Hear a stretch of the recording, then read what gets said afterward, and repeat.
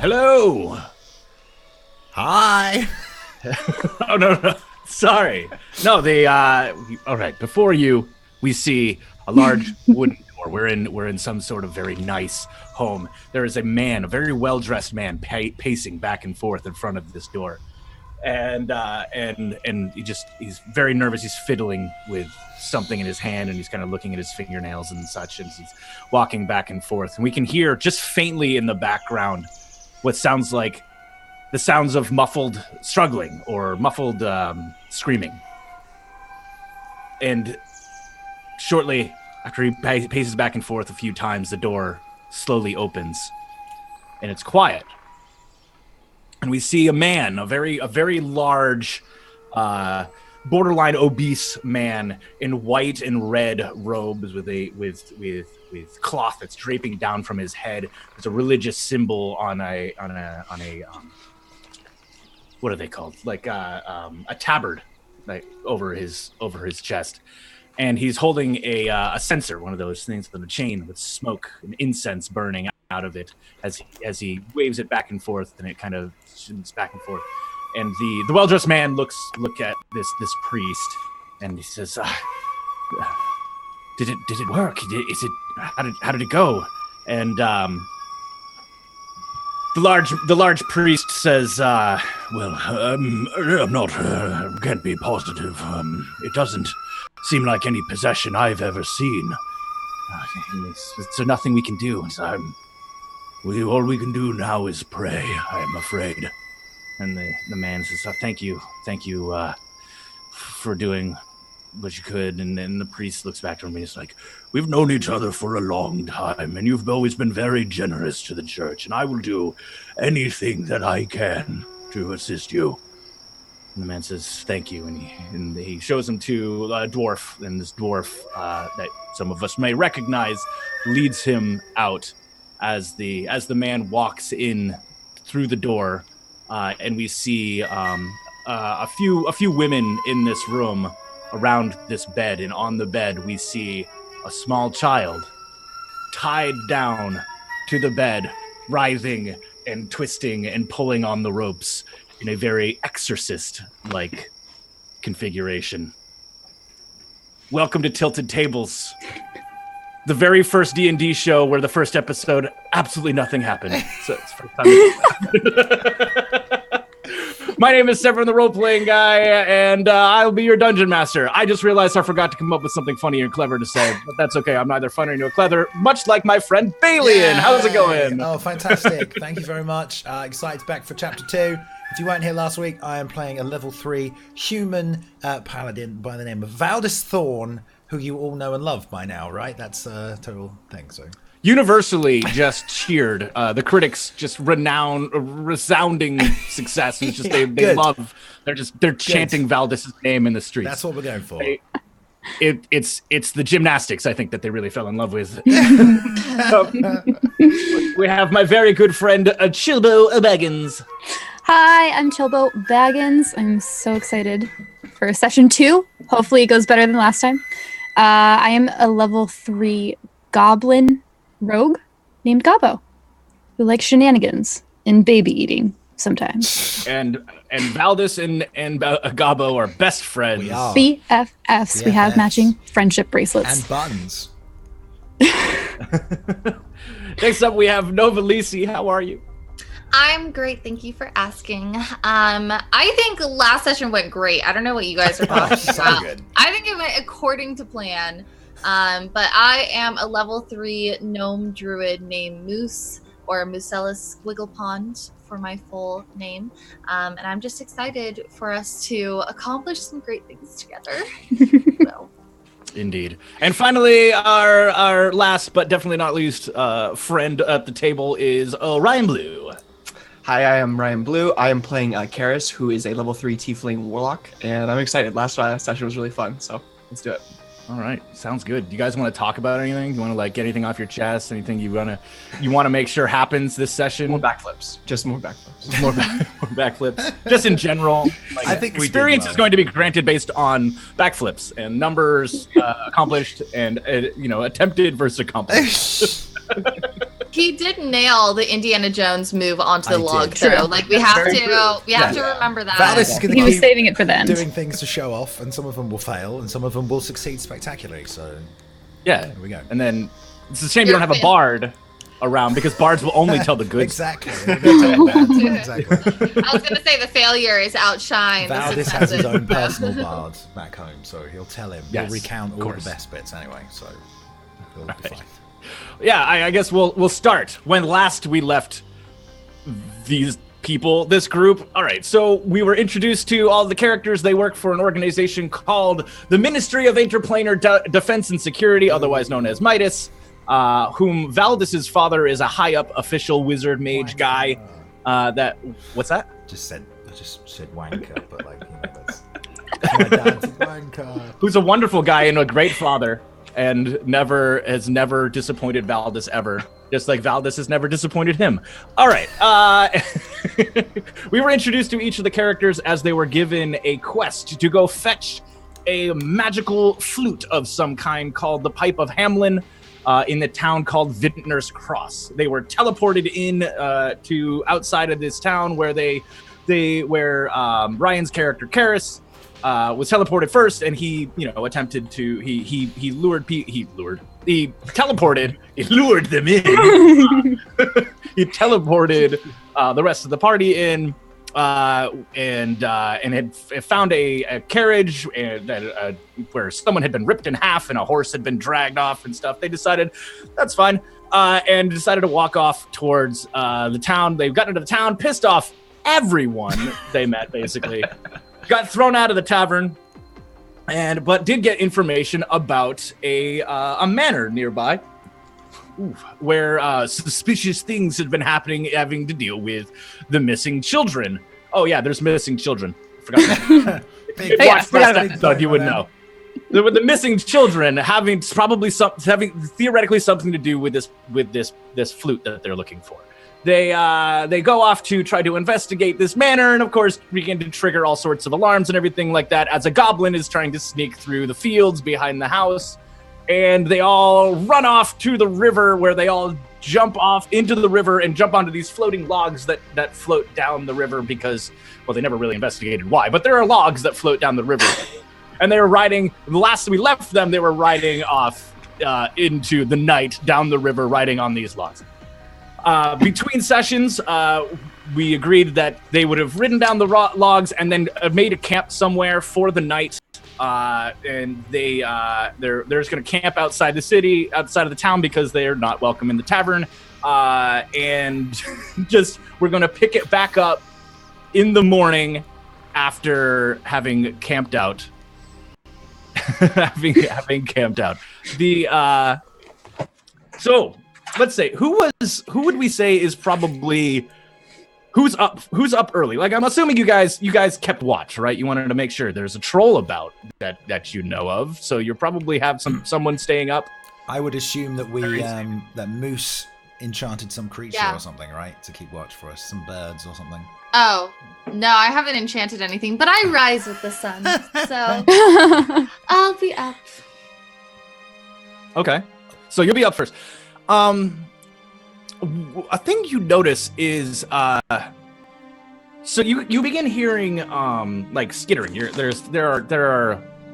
You hear the sound of, well, you're a druid, so you would probably be very quickly able to give me a nature roll. Okay, first roll of the night, Starting. boys. Woo-hoo. Good luck. Nature. Okay. Oh no. 1. We started with a 1. It's out of the way. It's out of the way. First roll. Okay. You have no idea what this sound is. It's really early. Weird, chittering sound, and you're just like, "What is that?" And you're looking around, and you're trying to smell, and you're just not sure what it is at all. And you're just like, you know, it's not right. It doesn't belong here. This isn't a sound you should be hearing right now, but you have no idea what it is. What do you want to do? Maybe I should wander away from camp and leave everyone for their own devices while they're sleeping so I can investigate. No, I mean, it's close by. Okay. I'm gonna go. It sounds like it's coming from like all around you. I'm gonna go find out what this is. You guys, I'm just gonna be real quiet and real quick. I'm sure I'm friends with nature. It'll be fine. Okay, so all right, so you want to just start wandering around the camp and seeing. So you guys are like. I want to follow my ears to whatever this sound is. Well, as you every time you're in the camp, it sounds like it's coming from all around you, but every time you start to leave the camp, it sounds like it's coming from the camp. Oh. Well, then I don't know what to do.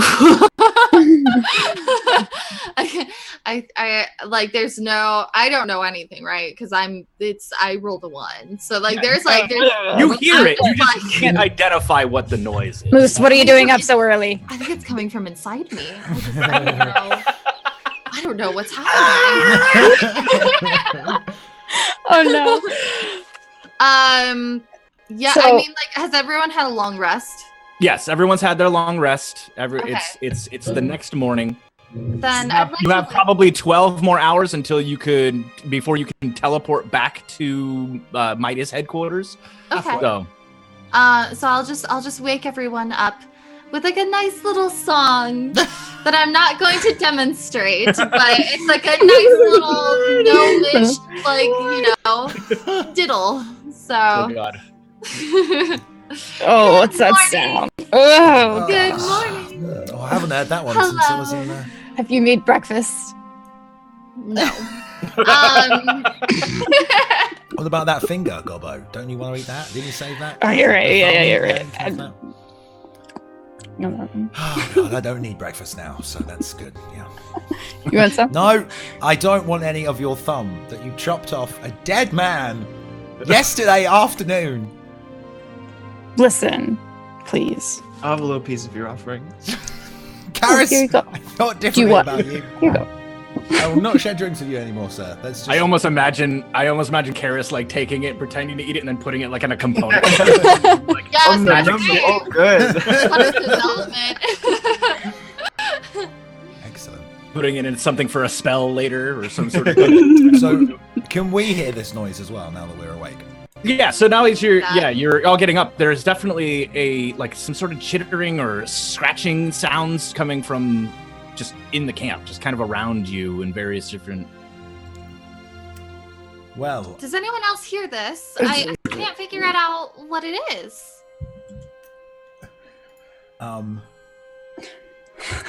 can I do divine sense? Just to figure out. Maybe what would divine sense do? I think Can I you put it in just- chat? Can I read I it? should be able to put it Or in can you chat. read it? The presence of strong evil registers on your senses like a noxious odor, and powerful good rings like heavenly music in your ears. So I can open my awareness to detect forces until the end of the next turn. So, So is that something you have to cast? Or I think it's just you can use this feature a number of times equal to +1 of your charisma modifier. When you long rest, you gain. So I can use it as many times as I want, equal to +1 of my charisma modifier, which I believe is 3. So I can use it 4 times. 4. You can use it 4 times per long rest. So I'm just going to subtly use a bit of divine sense. Yeah, you're going to use like your. I'm not going to make it obvious. I'm just going to. All right, you're gonna. All right, so you do that, and there is neither the sense of evil or good near you. Okay, pointless then. So, no worries. I mean, except Gobbo, but. Okay. It's just like it just goes backwards and forwards. Okay. No, they have to be for it to pick up on a divine sense. They have to be like blatantly evil or like ridiculously good. Okay. So it wouldn't be like Moose is glowing good and Karis is glowing evil or something like that. You wouldn't do that because you have to be like, no, this is like a demon or that's like an angel, right? Kind of things. Cool. But no, you pick up nothing. Then I will say nothing. Apart from, So no one else hears this? What is that I noise? wonder if Okay. the bartender it doesn't work in the mornings. Maybe there's a different. We could go to the pub. Sorry, I'm thinking out loud. I need to find out what that noise is. We need to make it stop. It's dreadful. It's absolutely horrible. It's going to bother me. I have never encountered something. Let me try to. Like I this. want to find out what it is. Perception. Sure. Yeah. Okay, so you just start digging around through things to try to figure out what this sound is. And as you like reach over and you go to move your like backpack, right, full of your stuff, it kind of tips over and rats come pouring out of your backpack. And they begin carrying off whatever food they have and just start running out into the... Hey, get back here! I start like scrambling after them to get the food like on my hands and knees. And as this happens, rats come pouring out of all of your backpacks, Oh just God. carrying bits of food and like pieces of like dried meats and stuff like that you've been taking, and they just start running off into the Oh, field. not again! Bloody hell! I guess we found the rats that were in the tavern. Good to know. Maybe they followed us, but like, why are there rats everywhere? And don't you control nature? Can you do something about this? No. Ridiculous! Why are you even here, Moose? I mean, I can not. I don't. I think. Should we I mean, follow the rats? where- Do you have I We think follow the do you, rats. do you have talk with small animals? I mean, I have that as a passive. Yes, I think.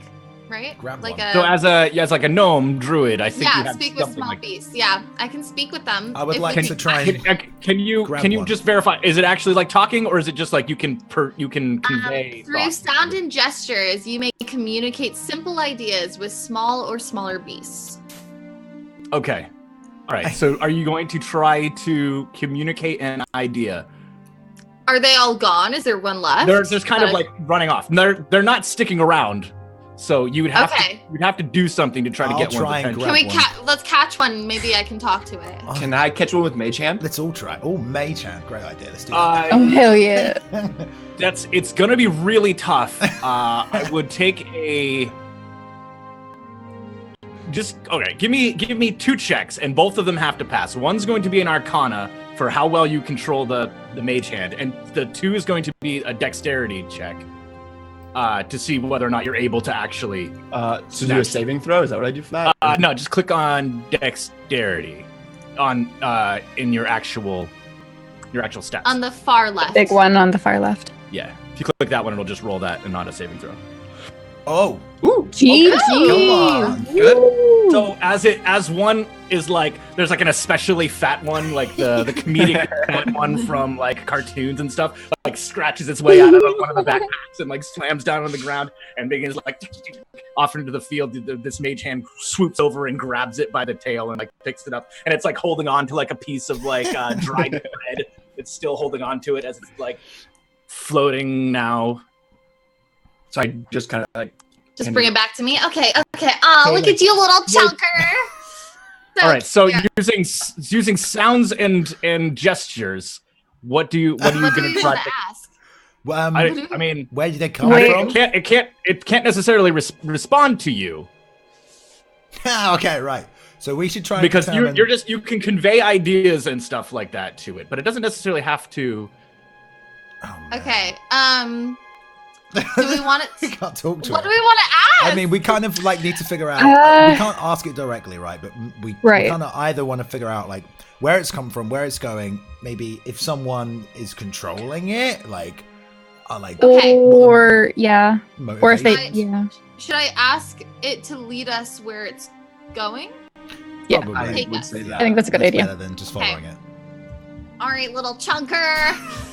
You and I now. All right. Using sounds and gestures. Yeah, I was like, please show me. You squeak, squeak, squeak. Take us squeak, squeak, squeak, squeak, to squeak, squeak, squeak, squeak. Your master.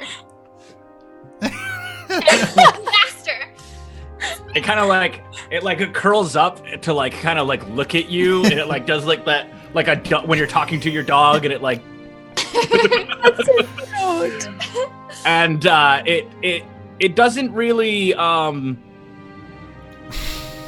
you can tell that it's paying attention to you, but you don't really get much of a response other than it's still desperately trying to hold on to the bread. Okay. Can I grab a little piece of bread that we have left over? Any kind of crumb or cheese or anything. Uh-huh. And I'm going to say, squeak, give you squeak, this, squeak, cheese, squeak. If you chunker, take us, squeak, away. Take us, okay? Just take us. Take us wherever you want to go. Take us. Because I'm assuming it only has one place it wants to go, right? So, squeak, take us. Squeak, cheese. I don't know whether to laugh or be impressed, Moose. I'm very impressed. Yeah, you would be, mate, because you can't even count to 5. You're right. I'm waiting for the rat. Squeak, or chonker. Squeak. It just. Okay, so should we follow it? Let's put it down and see what happens. Yeah. All right. Do you set it down, Ryan or Karis? Yep. Oh, everyone should change their names in Zoom so that. Oh, I know your character name because I always forget. All right. So you're going to. All right. So it kind of floats back down, and the mage hand lets go of it, and it kind of does that thing where it sits up on its hind legs and holds the bread and kind of nibbles on it a little bit. And I'm gonna hold out the cheese again. Looks at all of you. It kind of like reaches up, like almost raccoon-like, like reaches up towards the cheese. Squeak. And it like pulls back. And then it puts the bread in its mouth and quickly starts darting into the field. Follow. Go. Follow. We should probably grab all of our stuff as we go, though, right? We don't want to leave it here. Yeah. I'm just gonna follow it. You guys can catch up with me. All right. All right. Grab some of Moose's stuff then. Okay, so you all right. Give me an athletics check. Everybody? No, Nova. Nova's gonna, or sorry. Yeah, this is why. Like, change your names in Zoom. Oh God. Okay. No, I'll change your name. Strength is flowing within me. You've got this. Do it. Get it, girl. Okay. Oh, there. All right. So you go darting off into one of these fields, and it's not a vineyard here. This is like a grain field. Okay. You're having a hard time following it, and at one point, as you're running, you're having a hard time kind of keeping up with it because it's like darting between rows and My stuff like tiny that. little legs. Yeah. Plus, you're a gnome. So, like, you're just gone. You've disappeared. Like, the grain is over your head. You're just in it now. And so, like, what everyone else sees as you, like, look back up to the field is just, like, almost Bugs Bunny-like. That kind of, like, you just see the bushes, like, moving in a line as it's, like, going like this through the field, chasing after this rat. Serpentine. And yeah,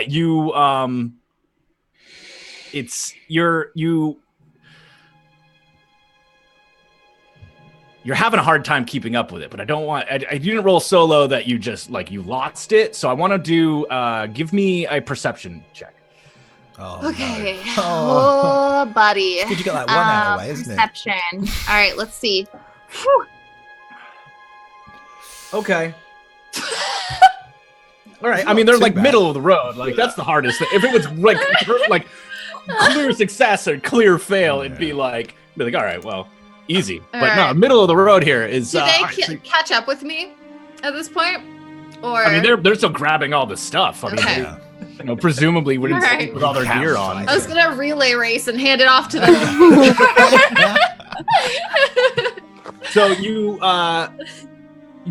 get up to a point where you start hearing a lot of skittering. It's getting and louder. Okay. There's a lot more noise. So you start following after that, and what you see is as you come into like a little clearing, there's a bunch. There's like maybe 50 rats, all kind of around each other and like dropping food and grabbing food and stuff like that.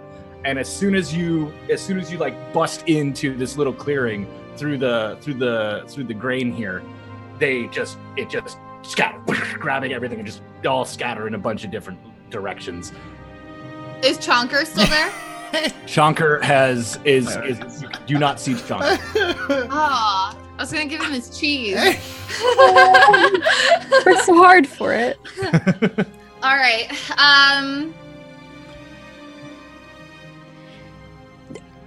I don't know what to do here.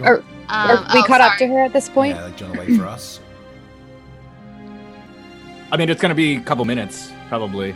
And you'll probably have to shout and let them know where you are and stuff. Yeah, we don't know. We'll just Okay. follow the folded trail of now, yeah. bent crops, surely. She's a gnome. She probably didn't even bend that many. True. Well, She just kind of moved between the rows. can we try I'm and... going to use minor illusion to just like cast like a flare, Oh, like a like burst a of little light. fireworks, So, like that. yeah, so Okay. people can see where I Great. am. Wow. You just see a little... What does it look like? Just like a little red sparkles. Okay. Comes up out of the field to you guys' north, probably Oh, she's that way. walk. Let's go. All right, so you guys grab all your stuff and you follow up, and you all meet up in this little clearing where there's a bunch of like little scraps of food and stuff like that. But What does the clearing look like? Does it look like a perfect circle? Is it just like does this look suspicious in any way, or is it just a natural clearing? it doesn't look necessarily suspicious. It just looks like it's not big. It's maybe like 10 feet around total. Okay. Like it's more like matted crops and matted down grass and stuff like that. Like maybe this is just where The they were- meeting area. and such. Yeah, where they were having their annual rat meetup. I would like Their to D&D campaign. stomp around on the floor and see if I can find any, like, hidden door underneath. Because Okay. Give me just a perception in general. don't worry, guys, my perception is very good. Valdis sees everything. He doesn't miss anything. Wait. no. Oh! Okay. Nice. Woo! Good. So as you're stomping around, it's just ground underneath. But at one point, you do step down and you feel something hard. Something. Did I tread on something, Chunka? And what? I didn't tread on Chunkas. did You I? hear like a mortifying squeak.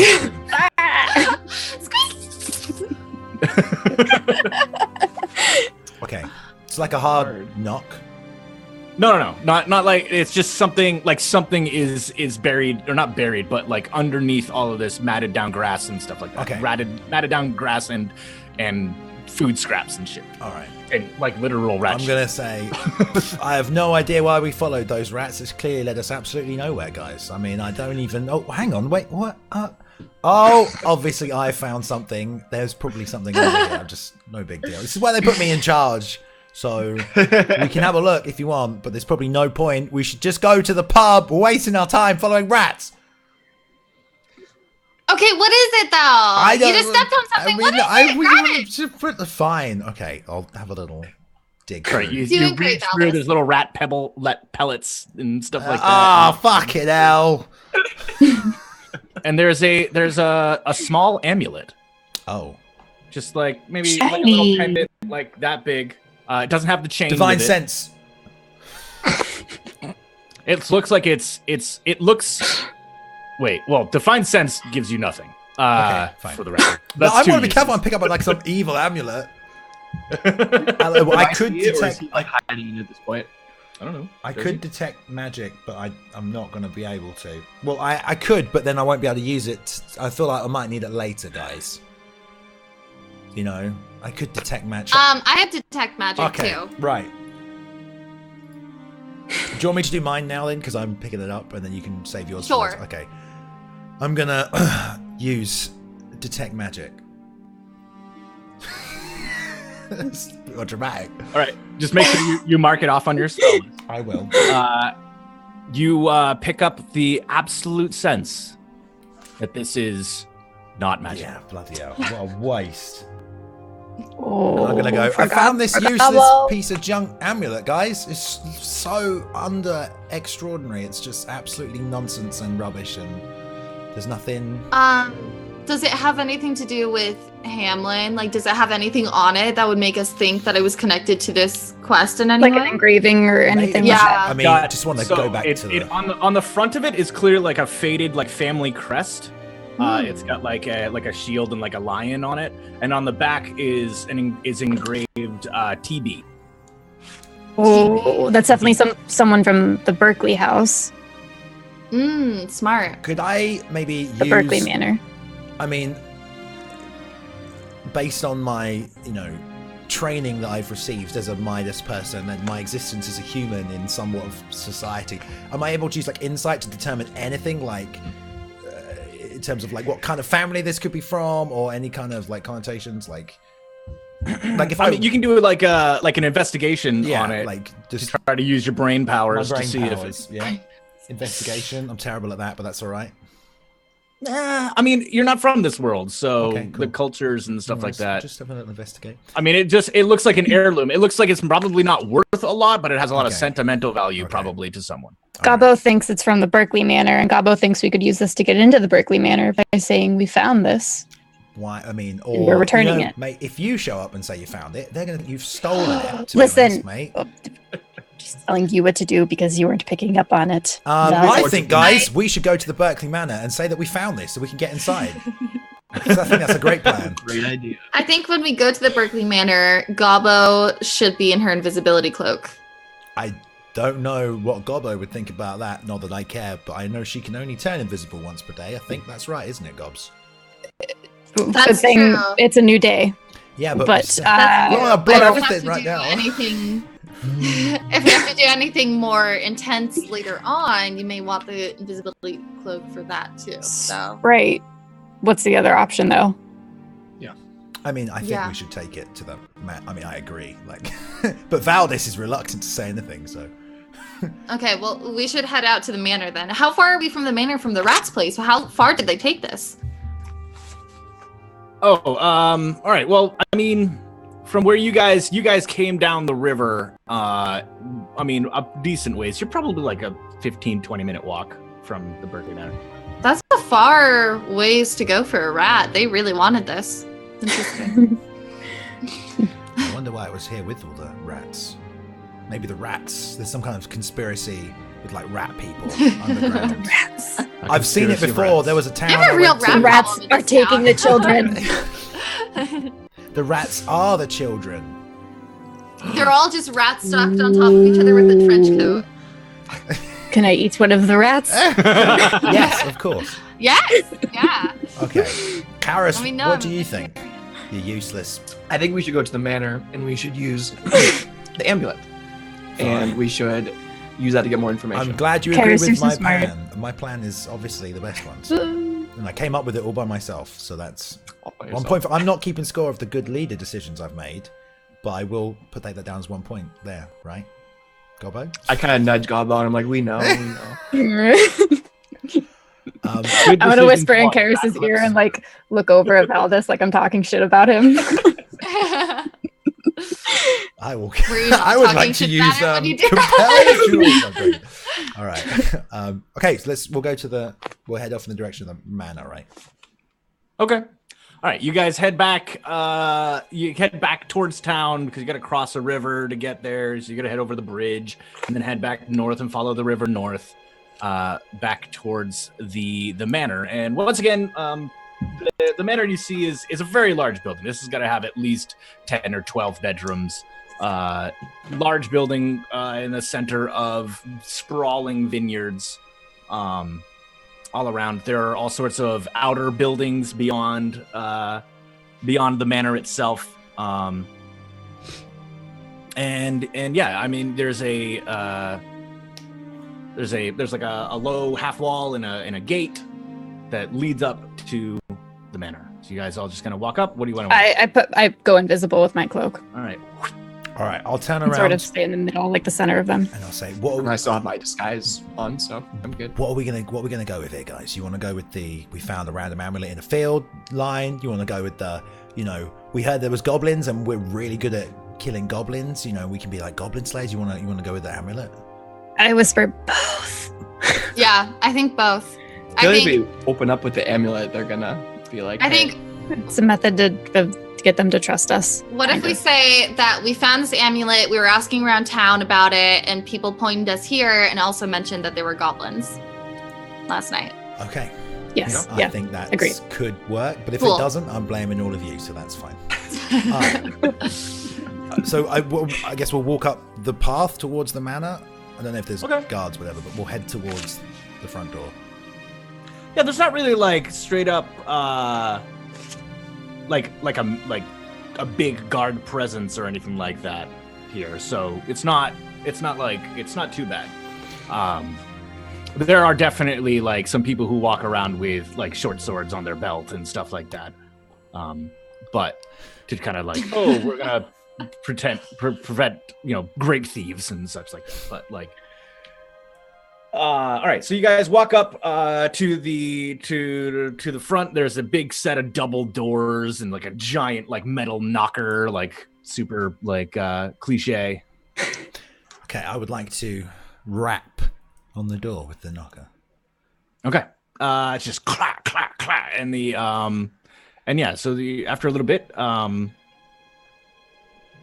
you hear some footsteps and a door opens and a dwarf you have seen before opens the door and says, yes, may I, oh, hello again. Hello. May I help you? Yes.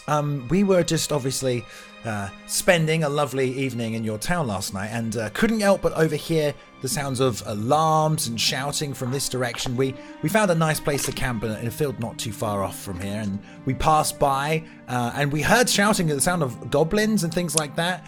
Now, we're from out of town. We're expert goblin slayers. I mean, I've killed so many goblins. I love killing goblins. I mean, just picking their bodies apart. And I just despise them. They're small bodies, green skin, disgusting creatures. But that's near the point. The point is we're expert goblin slayers, and we wanted to just, offer our services in passing to you, sir, for you doing us a favor. And I know we'd spoken before previously, but we thought we might want to help. One good turn deserves another. And on our way here, we found this strange amulet. I don't know if we want to return it, maybe. I don't know if it's anything to do with you. It seems like it might have something to do with the local family that live in this area. He looks at you and he's just like, well, I think the goblin problem, I think, has already been sorted. You said you were expert in divination and getting rid of what's the word I'm looking for? Possessions and whatnot. Yes, that's what you said.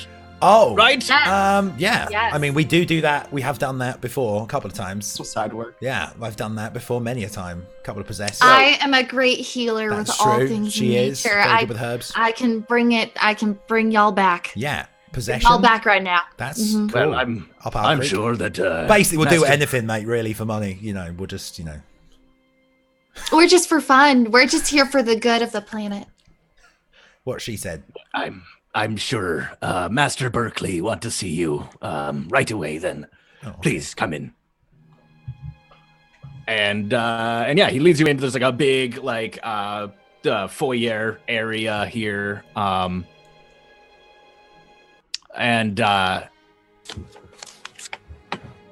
And there's like a big like set of stairs that head up towards like the back. There's chandeliers hanging down, very high vaulted ceilings, and very nice, huge rugs and luxurious tapestries and whatnot on all the walls and such.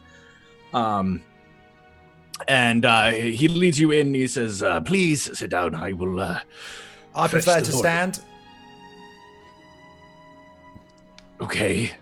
Well then, I think you'll find plenty of available space to stand. Thank you. I will fetch the master, the lord of the house.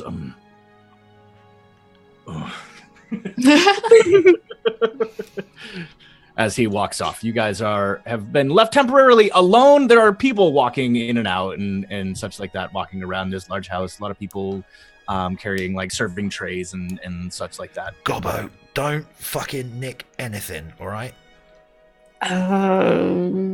We'll see about that. I'm just gonna try and kick at where I think she is. I want to do that thing where you tap on the other side of his shoulder, make him look. Well, you're invisible, so you don't need to do that, but it's fine. It could be Doing it anyway. It could be any shoulder. Fuck off. Well, he Yeah. was gonna say that's a door from last night, guys, and he told us about the children. So this whole plan of coming up as goblin slayers. I mean, I went with it. I'm sorry. We probably could have been honest with him, but to be honest, I was on the spot and I had one plan in my mind, so I went with that one.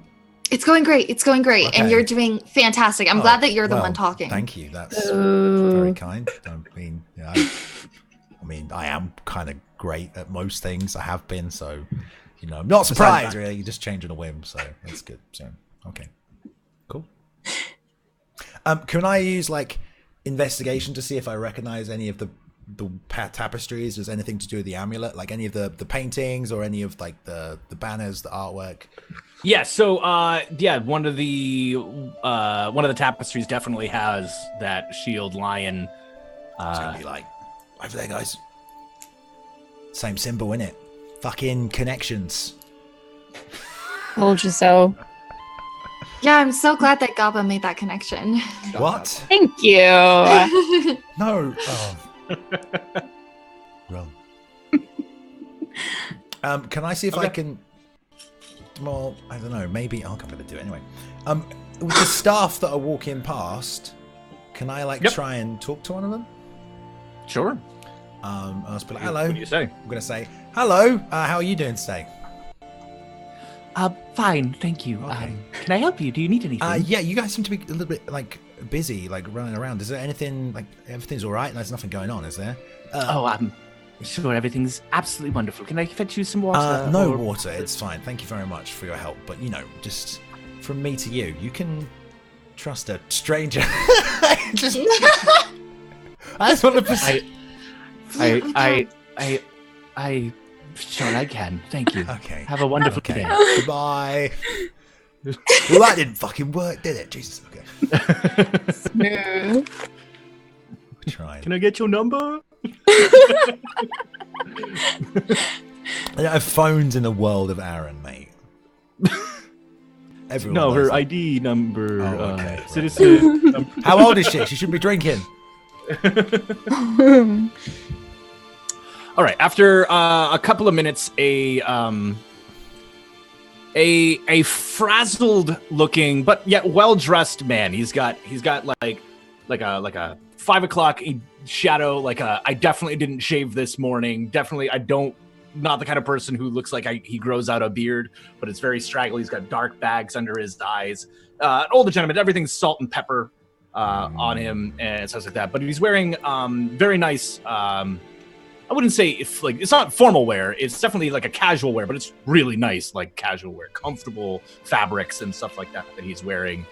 And he comes down that center, that big center stairway from up on the second floor, and he's walking down in front of you, being led by the dwarven butler. I would like to he comes down and bow slightly.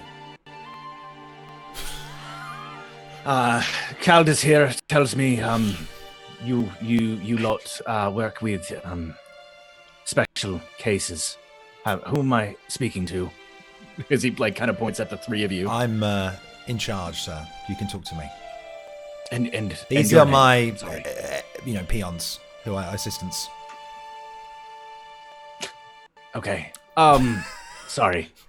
Haven't had a lot of sleep in the past couple of days, so you'll have to forgive me. I know what that's like. So, sorry, your name I didn't catch. Valdis You Thorn, didn't sir. Offer. All right, Valdis. What is it? What is it brought you here to? Why are you here? And 3, why do you think you can help? As we've said before, we're travelers and we do many a thing for a local town. Just a group of, adventurers sometimes. I'm in charge, though, so you can talk to me. But we heard, or your manservant friend here, mentioned that you were having problems with an exorcism that needed performing. Is that true? We do exorcisms as well, so that's something we've got some experience in. My manservant said that, you say, as he looks down at the dwarf. And Not this one. Not this one. It was another fellow in town. I don't remember if we caught his name. Yeah, all dwarves are the same, don't they? So. Give me a deception. Me? Oh god. That was good though, mate. That was good. You better pull it off. Come on. Where's deception? All right.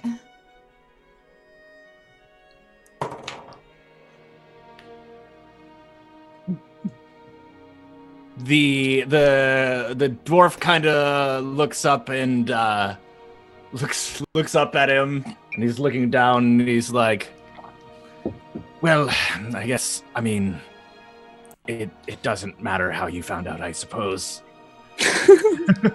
Yes. Nevertheless, The point is we were trying to keep this on the we're not ready to go public about this yet. Big name, family troubles, and don't want to cause a scare, and we have plenty to worry about already. So, well, sir, if I may, you may never have to go public with this if you choose to allow us to help you. Yes. We are very skilled. I for one, have been trained in many forms of healing, and I definitely believe that I could help you. I'm sorry. We've had a number of priests and holy folk here already from the church. Oh, she ain't religious, and mate. they haven't been able to do anything. What makes you think that you guys will be able to do something else? Now, I'm not part of any formal religious organization. However, you're spiritual but not religious. What? Sorry, that classic line. I'm spiritual, not religious. I have a deep connection with all things nature, and if there is something unnatural at work here, I can bring balance. I can restore balance to any problem you're having. So you think this could be I'm sorry. I guess I still don't understand why. What would nature have to do? Why would my... Honestly, I would have to take a look before I can give you a formal diagnosis. Okay. Moose can handle things from the nature aspect. I can handle things from a warlock perspective and kind of deal with your curses and that kind of stuff. Okay. Very knowledgeable And about I was Arcana. trained in one of the greatest academies in the art of evil magics and detecting them. I am a paladin as well of the Blue Flame. All right. I will say whoever wants to give me a persuasion can do it at advantage because 3 people did pretty convincing. So Okay. whoever, you can give me a persuasion at advantage. What's yours on, Karis?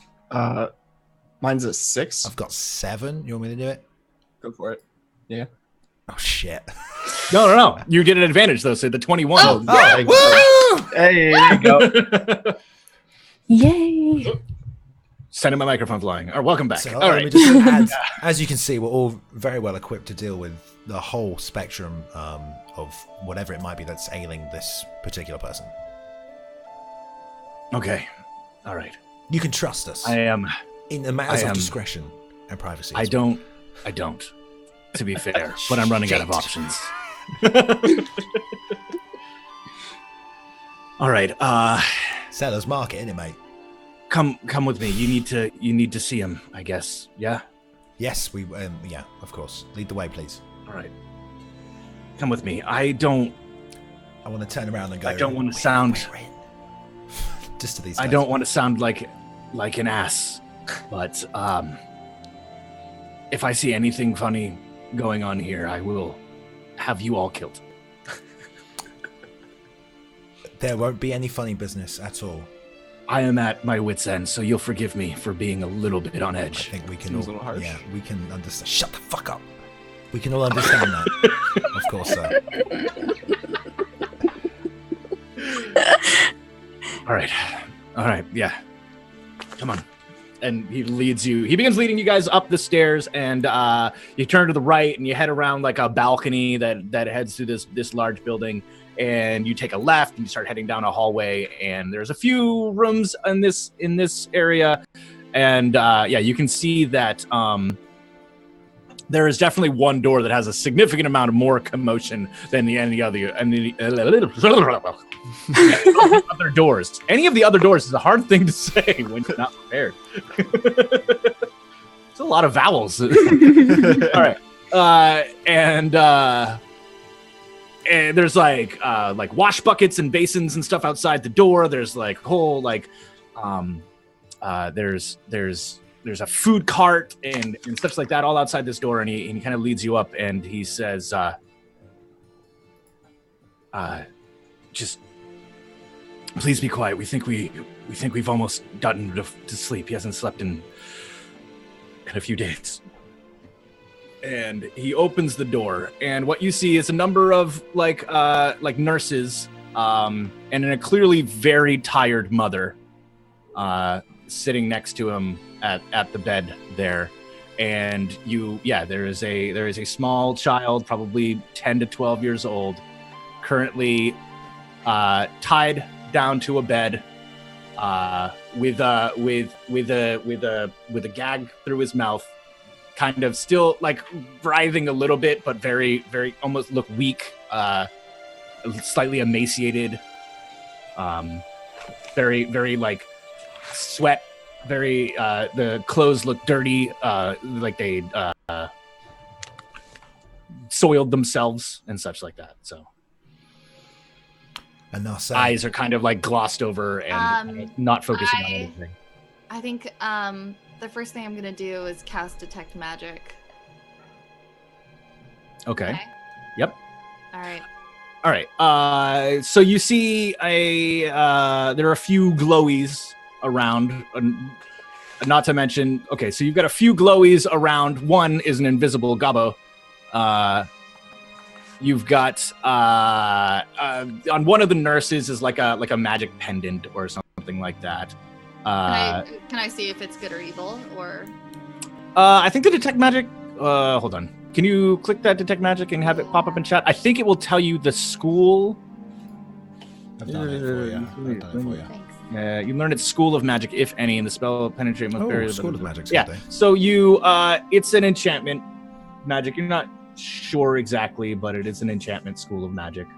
Okay.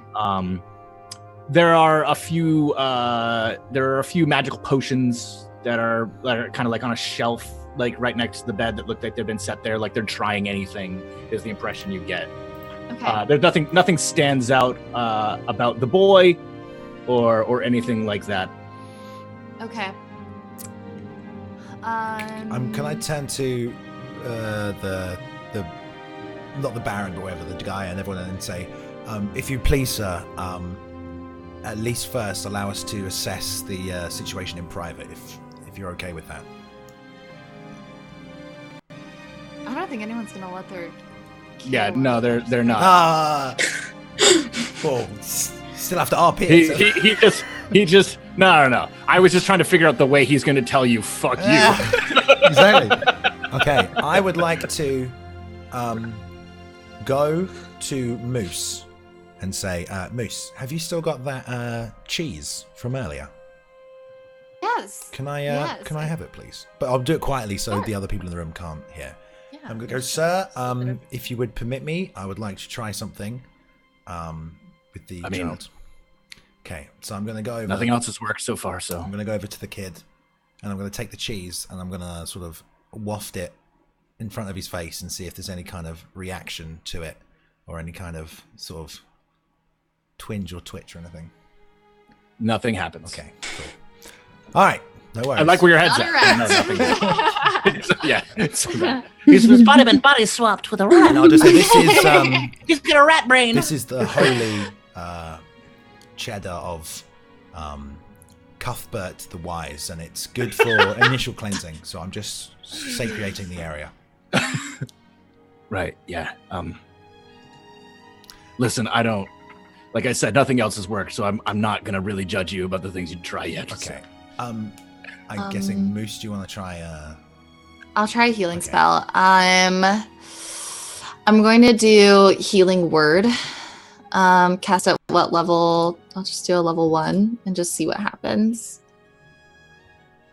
I mean, you cast the heal on him, and it does not seem to do anything. I mean, he has no visible wounds or anything like that. The only thing that seems physically wrong with him would be exhaustion and malnutrition. So, Okay. Okay. I would like to just. Well, Who's got good? Can Yeah, I was gonna say you're probably better at sort of just trying to assess like the symptoms. Well- or something. While I'm under my cloak, do I see anything like around the room that might look suspicious? Like while everyone's focused on what's going on, like do I just see like anything around the room? I just want to do a perception check for the room in general. Okay, you can do a perception check. As far as suspicious, no, it's all pretty typical rich kid stuff. A lot of very well-made toys and such, paintings of fun things and stuff like that, and bright colors and such. But no, nothing stands out as something about this room being cursed or Okay. fuzziness. Could I do some kind of check on him, like medicine or something, to see, like, if I can, see if there's anything that I would know from my training? You can do a medicine check, sure. Okay. Do it. Roll it. Yes. Ooh, very good. You are confident that that whatever is going on is inside his head. There is nothing physically wrong with this child other than exhaustion and malnutrition. Okay. I Karis, is there any way that you could check, or could you do a preliminary exam on Can I him? do an Arcana check to see if there's any like curses or anything on him? I think we should cover his ears, guys, but I don't know. In terms of, I think we should. I'm trying to think what I else. think that's a good idea. Can I do that? You can do an Arcana check? Sure. Okay. I mean, Arcana check is usually involved with identifying something that you clearly can see or something like that. So, like, you see magical sigils, or I'm going to control this magical thing, or Can whatever. we? I mean, surely, can we not like check to see if there's an enchantment spell or something on him, like or something like that? There was a detect magic, and there was nothing magical. There was nothing. Yeah. Yeah. Medicine was nothing.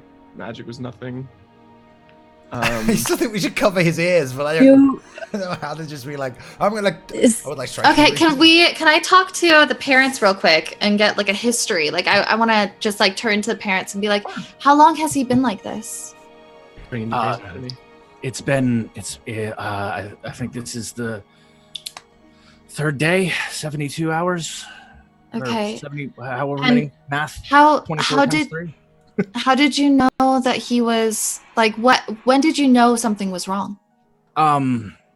So Caldus, our butler, you met him at the door. He Right.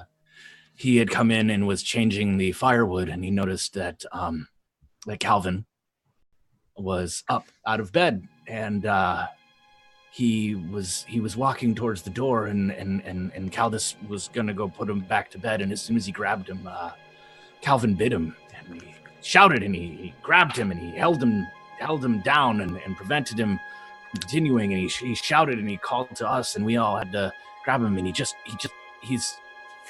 was not there. He's just not there, and he just was trying so badly to leave, and he just wanted to get out of the house, and we haven't been able to feed him, we haven't been able to do anything, and we had Has to he been eventually tie him speaking at down.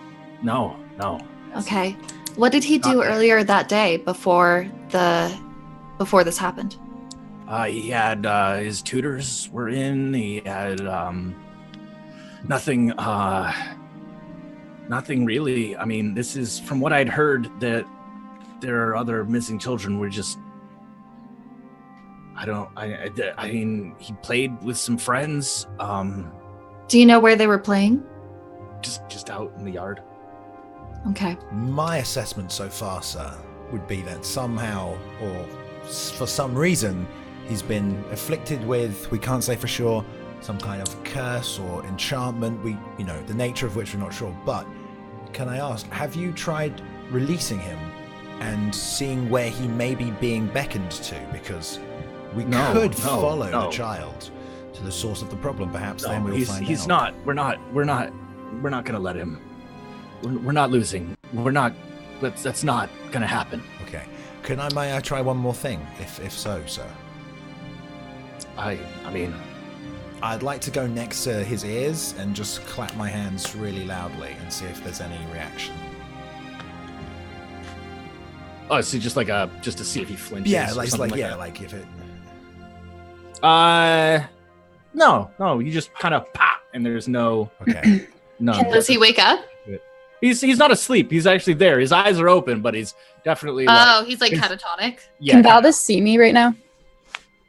Valdis I can't see until unless I concentrate. in a metagaming sense, you don't know that Valdis has the ability to see you. True. Okay, so never mind. Just character knowledge, player knowledge, it's fun. But no, Valdis has to be like holding the button. Can I see her? I casted detect magic. How long does that last? I think up to 10 minutes. Can I whisper in someone's ear? I want to whisper in Moose's ear. Okay. I just want to whisper flute in her ear, very quietly. Do you want me to play one? I want to whisper the flute in her ear.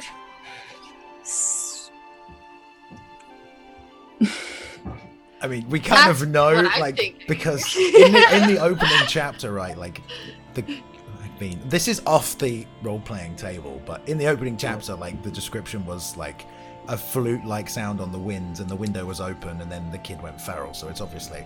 But, like, we have to arrive at that conclusion within the story. But I would still like to try and cover his ears now that I've done a clap, and he didn't react. Okay. Have you guys heard anything? Has anything suspicious been going on? I know you mentioned that kids have been going missing.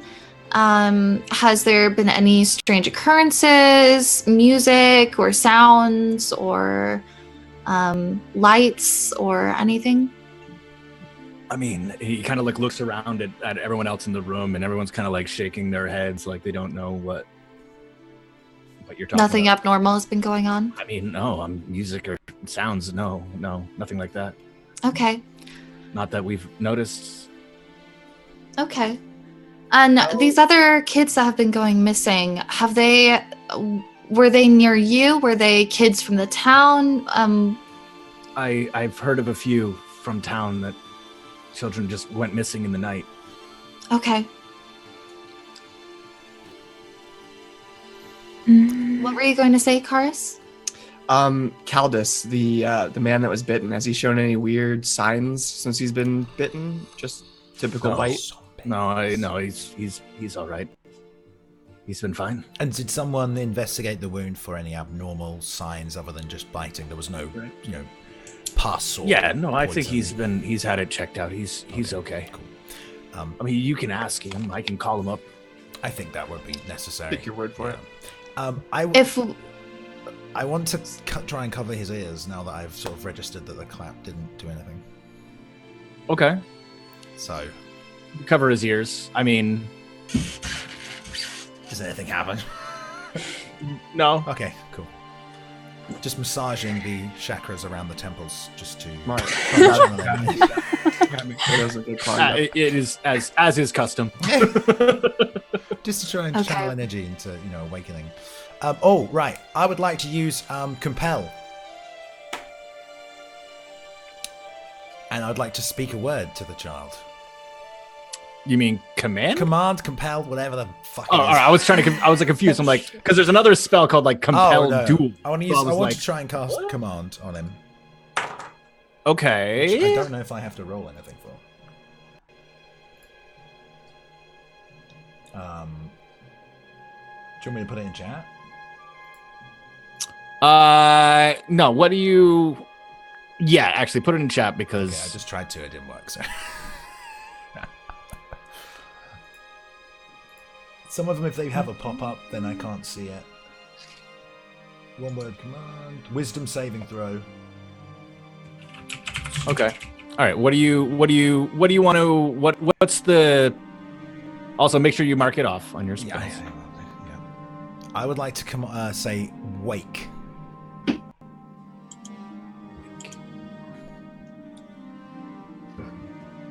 I might start a fucking shitstorm if this kid wakes up like, ah! But I'd like to also insinuate a deeper meaning, as in wake from this thing that has hold of you.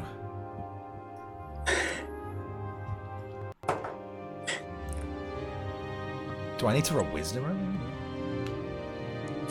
When you do it, like it definitely like lurches. It's like, and it begins like I'm not going to even flinch. it begins to move around again for maybe like 10 seconds before it finally goes back, and it's like, and it just kind of goes back to its previous state. If no one else is in the room, I'd say something really sarcastic, but we'll get kicked out. So. Okay. Does anyone else want to try something before we convene together and start talking of a plan? I want to. Sorry. You go ahead. Same kind of vein of idea. Can I use Awakened Mind on it to try and communicate with the kid and be like, wake up? So you want to use the old one. Okay, yeah. So yeah, I just want to read it real quick. Same deal. Do you want me to link it? Sure. If I can do that. There's like a little speech bubble that you gotta click. There you go. Starting at first level, your alien knowledge gives you the ability to touch the minds of other creatures. You can communicate telepathically with the creature you can see within 50 feet. You don't need to share a language with the creature. The creature must be able to understand at least one language. Okay. All right. What are you gonna try to say? Wake up, I guess. I guess it's not. Snap out of it. Yeah, snap out of it. Yeah. But you should shout it. Like all right. Karis would. Snap out of it. So this kind of like, we get that like that kind of like weird like reverberation sound as this. None of the rest of you hear this. This is all in Karis's head. Just this sound of snap out of it. And in response, you just hear this flute-like tone. Oh, okay. So I tell everyone that I heard that in return, and that's all I heard. Yeah, you hear it just kind of like a soft, gentle flute music. And I'm gonna say, I know. Almost like statically, like it's played over, like it's played over a record. Interesting. I've studied a lot of magical artifacts, and I believe this may be the work of the pipe of Hamlin. If there was indeed flute music in the child's head, that could be the cause of this. And I want to. What is that? What do we do? Can I just? What does that mean? Okay, right. Well, first of all, I'll say, I believe the best course of action is to release the boy and allow us to follow him to the pipe's location, and that's the only way we'll be able to stop this. And you can come along as well. Yes. You can bring as many people as you want. We can all go as a group so we can ensure that the boy will never be harmed. He'll be in our custody.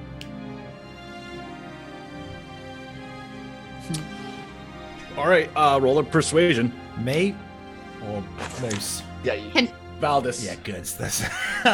I got this. Yes. Don't worry, I have a backup plan, guys. Oh! I wanted to do my backup plan so bad. I was just gonna. All right, that's it. Last chance. Everybody get against the wall. We're following this kid. Oh my god. I was this close. I was about to do it. Like... All right. Kids are secondary, guys. We've got to find the flute. I'm coming with you. Very well. Very well. Okay. And like the mother protests and shut the fuck up. Sorry.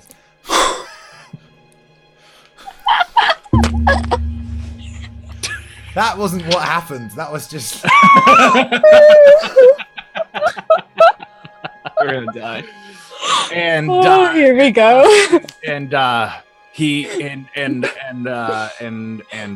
man like takes her and he says, it's our only chance. We have to try. And like I will be with him the whole time. I'll be with him the whole time.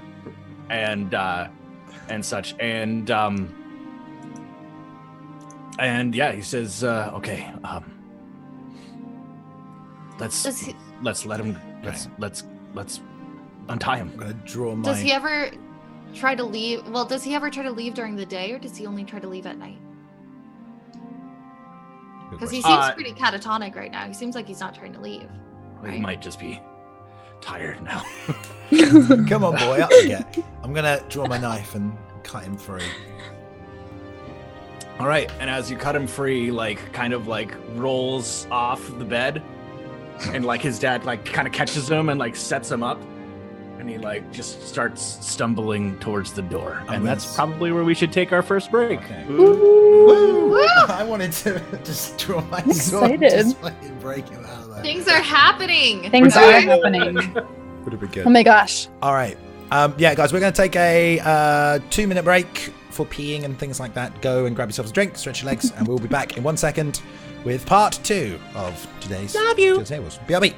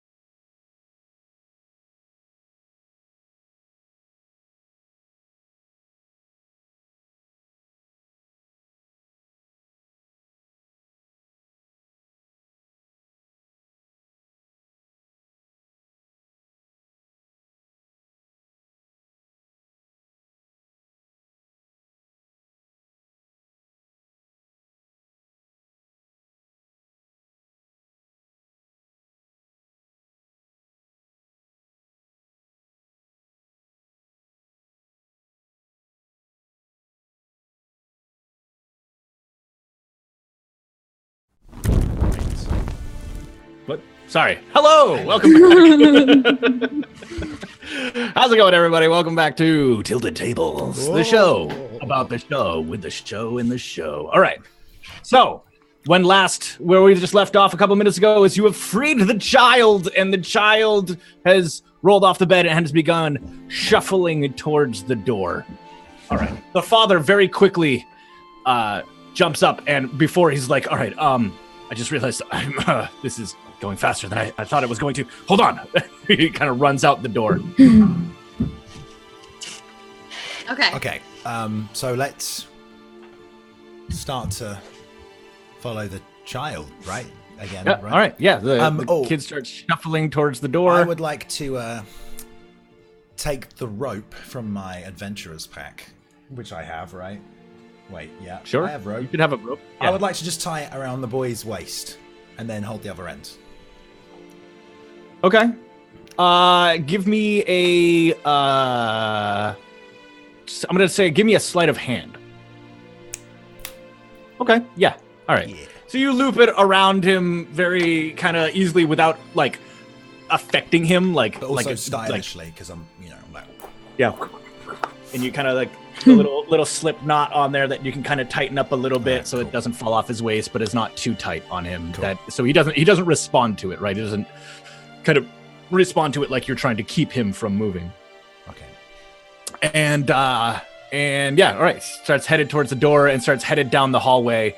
And as he's headed down the hallway towards the stairs that back down towards the door, or down to the first floor, the man comes running back out, and he's like buckling on like a breastplate that he's put on. It's very nice. It's very well polished. It's got that shield and the lion on it, and such. And he's got a long sword at his hip, and the hilt is like super well, like super fancy. It's very flourished and all sorts of things. He's got this long sword on his belt, and he's kind of latching on. He's tightening it up and such, and he's just like, well,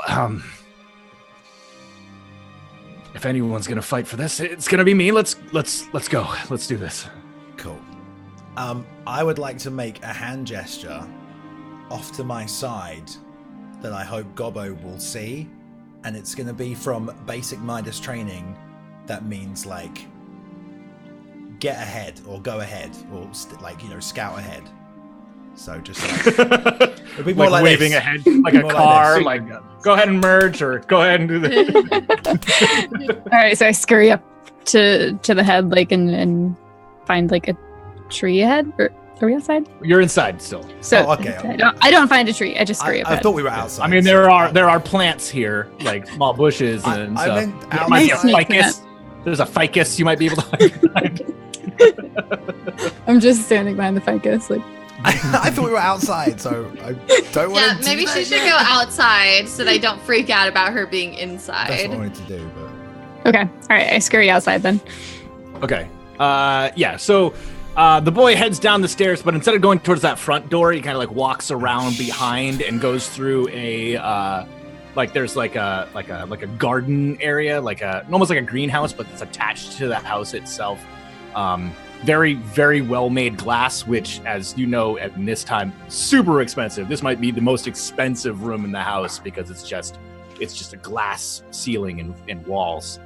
And it is all sorts of exotic plants in here and such like that. Before you guys walk out a door that heads out into the plantation, out into the yard behind the well manicured. There's a well manicured garden area here with paths and a fountain and like chest high shrubs and stuff like that have all been very well maintained. As he kind of like shuffles past that and heads towards where a lot of like the working buildings are and where a lot of the workers' quarters are and such like that. Buildings that are probably a good 100 meters away, 100 meters away from the house itself, before you get to these outer buildings that like farm hands and such like that would live in and work in and everything like that. And heading in that direction. The paths turn from like nice cobblestone into just dirt wagon trails that head into the plantation, and yeah, the child seems to be heading north. There, north, you can see some hills and such like that. It's a very nice, clear day, by the way. So you're actually got a lot of like a really far viewing range here, and it is headed north. There are some hills as like splotches of like trees, not big enough to be like a forest. And then behind that, you can see like faded blue, like mountains, like that are they're far enough away that it is several days worth of travel. Mountains off to the north. And you guys begin heading. You're heading north through the fields and such. Right now, you have a long walk to get off of the plantation itself, that are just in some gentle rolling hills, but vineyards just far as the eye can see before you see those hills off in the background. I would like. And you would guess that it's going to be a couple of hour walk just to get to those hills. So if you're going to leave the plantation, it's going to be a while. Yeah, I'd like to turn to the. We call him a baron, a mayor. What's his, does anyone remember his name? Anyone write his name down? Berkeley. Berkeley. I would like to turn to Berkeley and say, I hope you don't mind, but we do have an additional companion who we travel with. They don't normally come to the meetings, they're not very good at exorcisms and things like that, but they're very good at tracking and knowing the land. They're a halfling. They probably will rejoin us as we make our way towards a cave. I hope that's the cave. There's a cave to wherever the we're going. It's a cave. It's a cave. Wait, I hope that's okay, Mr. Berkeley. What do you know? What are you not telling me? Yeah. So I mean, whatever you need. Okay. Yeah. Hopefully Gobbo overheard that. I don't know if you were close enough to. Yes. Okay. Here we go. Easy, easy. I'd also like to take the amulet and say, just out of interest, I don't know if your servant told you when we came, we also found this nearby. I noticed the crest on this matches your very fine breastplate. Of course, it's very well made, by the way. I love it. It's brilliant. He kind of like he holds out his hand to you. He takes a look at it. Do I have to hand it to him? I mean, you don't have to. I'll just say he holds out his hand. Do you know anything about this? Again, no chain. It's just the pendant. It's the pendant without the chain. So you're literally just holding like a bauble, essentially. Okay, I'll give it to him. Do you know anything about this at all? He takes it and he says, "Oh, no, okay, yeah, no, this is this is from our family." And he flips it over and he sees the TV and he's like, "This is my brother's. I mean, he's in town. He I don't know why this would be out." Okay. Where did you find this? He must have lost it. We found it on the way to your estate, actually, in a nearby field. We're just sort of, it was near our campsite, really, from the previous evening. Oh, okay. Well, I mean, it belongs to my brother. He's Thomas Berkeley. By the way, it's Martin. Oh, Martin. By the way. You can call me Valley. Thomas is he's sort of like a non-noble, he's non-knighted, non-lorded, I guess would be the actual thing. Mayor, he's like the tie between the people and the lordship of the area. Okay. I would also like to say he just literally told me his name and I've forgotten. Martin. If you don't mind, Martin, I know we're out and the plan is now to follow your son. But I would like to try one more thing just so we can get a better idea of what we might be facing. Yeah. Okay. What do you need? I'm going to take if I say may I and ask for the pendant back. Yeah. I'm going to take it and I'm going to go Karis and I'm going to chuck it to Karis and then gesture towards the boy. Like, fucking, I'm going to use my eyes to say, have a fucking look, mate. See if it does anything. So do magic things. A good leader delegates. So Valdis is learning. That's all I'm saying. I just kind of like look at it for a second. And I'm like, Arcana check? Do you want me to like look and see if it's? I want you to take it to the kid and see if there's a reaction from him. If you put it on him or near him. I throw it at the kid. Just beam him? Just bounces off his head. Doesn't respond. And nothing. Okay, I look at Martin and go. Sorry about that. Just like a dink. Okay. I want to look at Martin and go. Sorry about that. Just trying one more thing in case the necklace had anything. He looks at you and he says, "Can I have the rope, please?" I pick up the amulet and I like spit on it and like brush it on my shirt and give it back to him. I'm gonna say, I think it's best if I hold on to it. If my son's gonna be on a leash, I'd like to be the one holding it. I think it's best if I hold on to it, Martin, if it's all the same. I think give me the rope. No. Fine, I'll give it to him. Thank you. Please don't throw anything else at my son. Please don't question my methods. Okay. Cool. I guess we'll keep following the boy for a bit, right? Unless Gobbo want to do anything. How far out of town are we? You've gotten walking for probably like 30 minutes. You probably have like 15 more. Okay. You're out in it now. There's just you're just out in fields now. Oh, okay. Some all right. Spartan buildings around, other like sheds, and far off you can see other manors and other farms and such like that. But okay, I'm gonna reveal myself now and go, hi. Oh, this is Gabarina, our the halfling I mentioned, expert wilderness tracker person. Hi, Martin Berkeley. How are you? Good. She doesn't speak a lot. She's a bit stupid, so just we keep her on because she kind of has got a good nose for situation. But I wouldn't engage her. It's no point. You've been in charge of people long there. Oh, many years. Yeah, all kinds of different people. Mainly idiots. But that makes it sometimes even harder to do your job when you're the best and most talented person in the group of people. And everyone else is just fucking useless. I'm sure you feel the same some days, Martin, eh? No.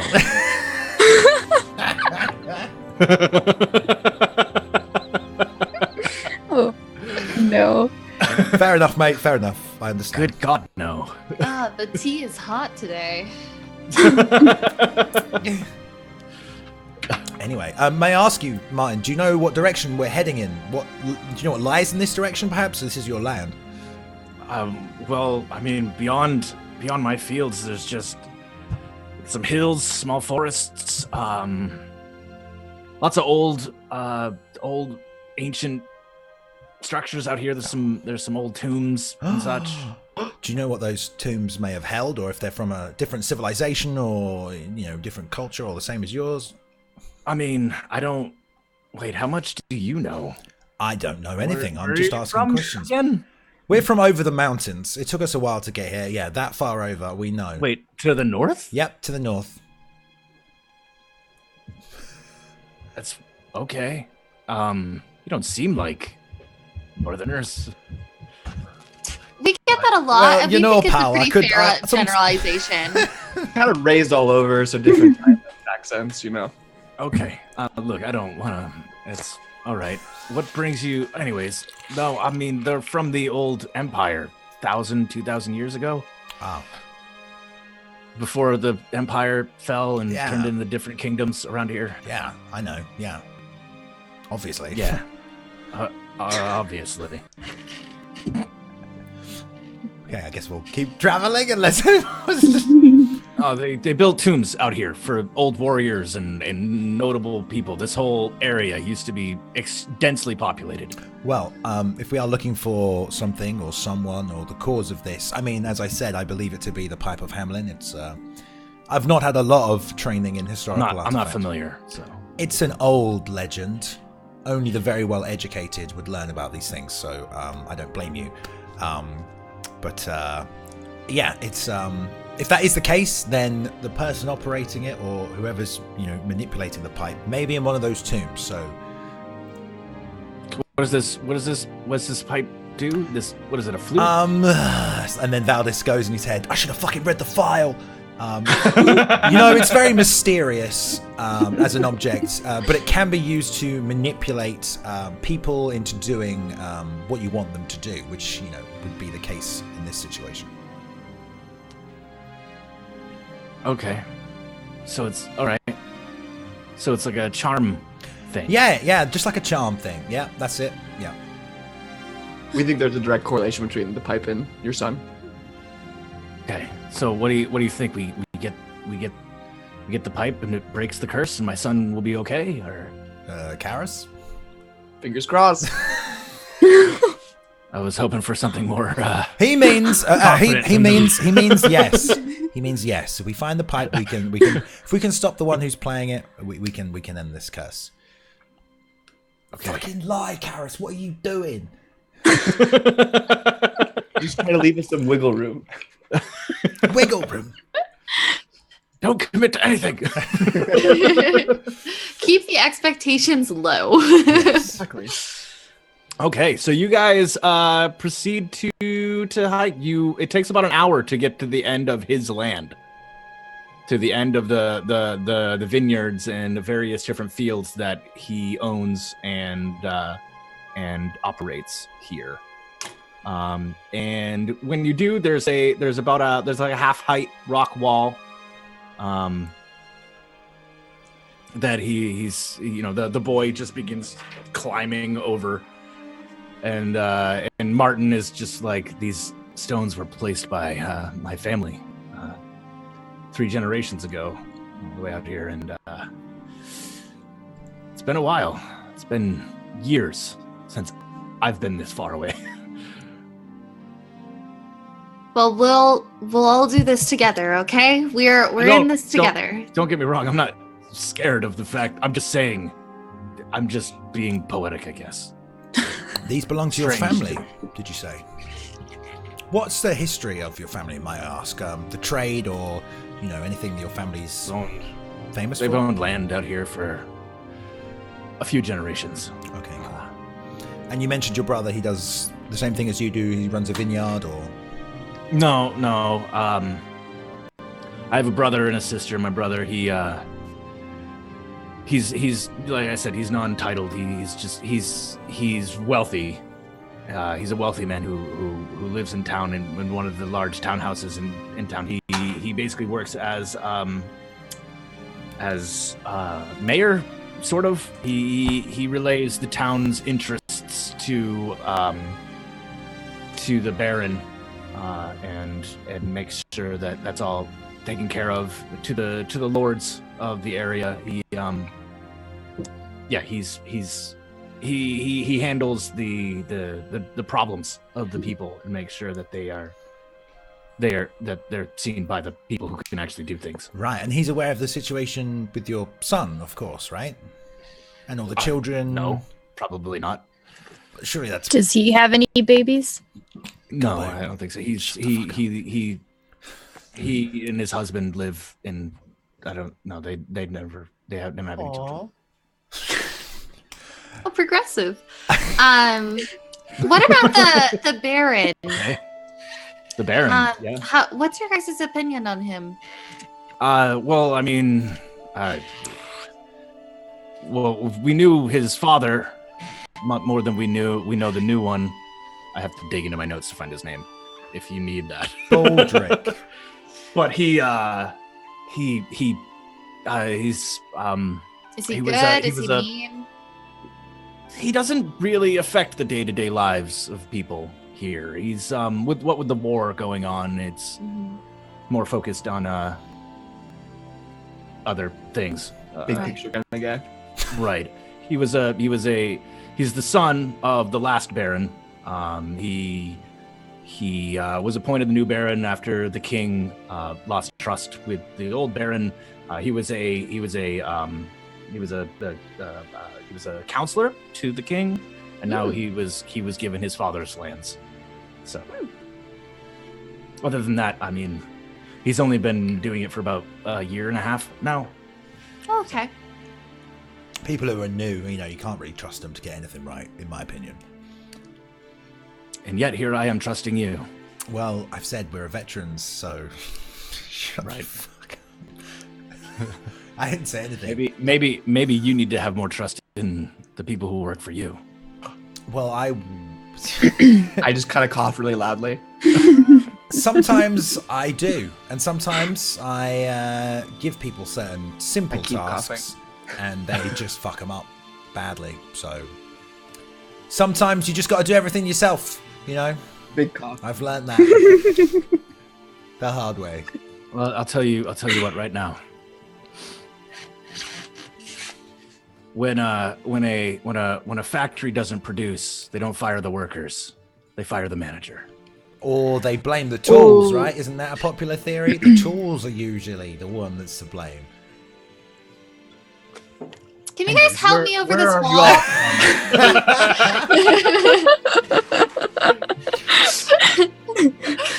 And I'm going to say, I want to try to help Moose. Yeah. Like I just pushed. I love this idea that they've all climbed over and they were like probably like 100 feet away. We gotta go. Excuse me. Run Don't mean to back be a and- bother. Run back and help Moose over the Run wall. back. Oh, thank you. All right. Yeah. So you continue walking. It's now it's like it's still cleared land out here, and you pass by remnants of like old buildings. Like you can see that there are a lot, and by a lot I mean not like city packed, but like more than you'd think. Like in walking like 10 minutes, you see like 4 or 5 stone what am I trying to say? What do you call it? Building. What is a building built on? Foundation. Like stone foundations, and such. So there's definitely been buildings out here, and they're just it's super old. Like nothing. You see some rotted wood, but it's mostly just overgrown with small bushes and stuff like that.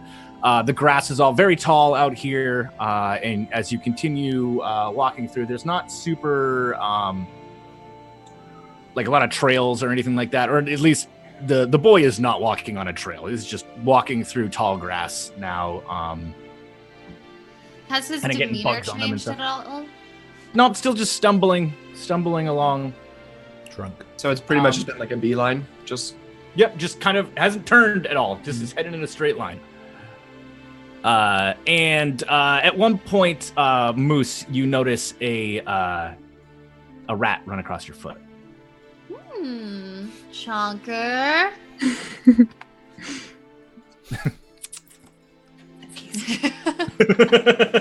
Squeak squeakum.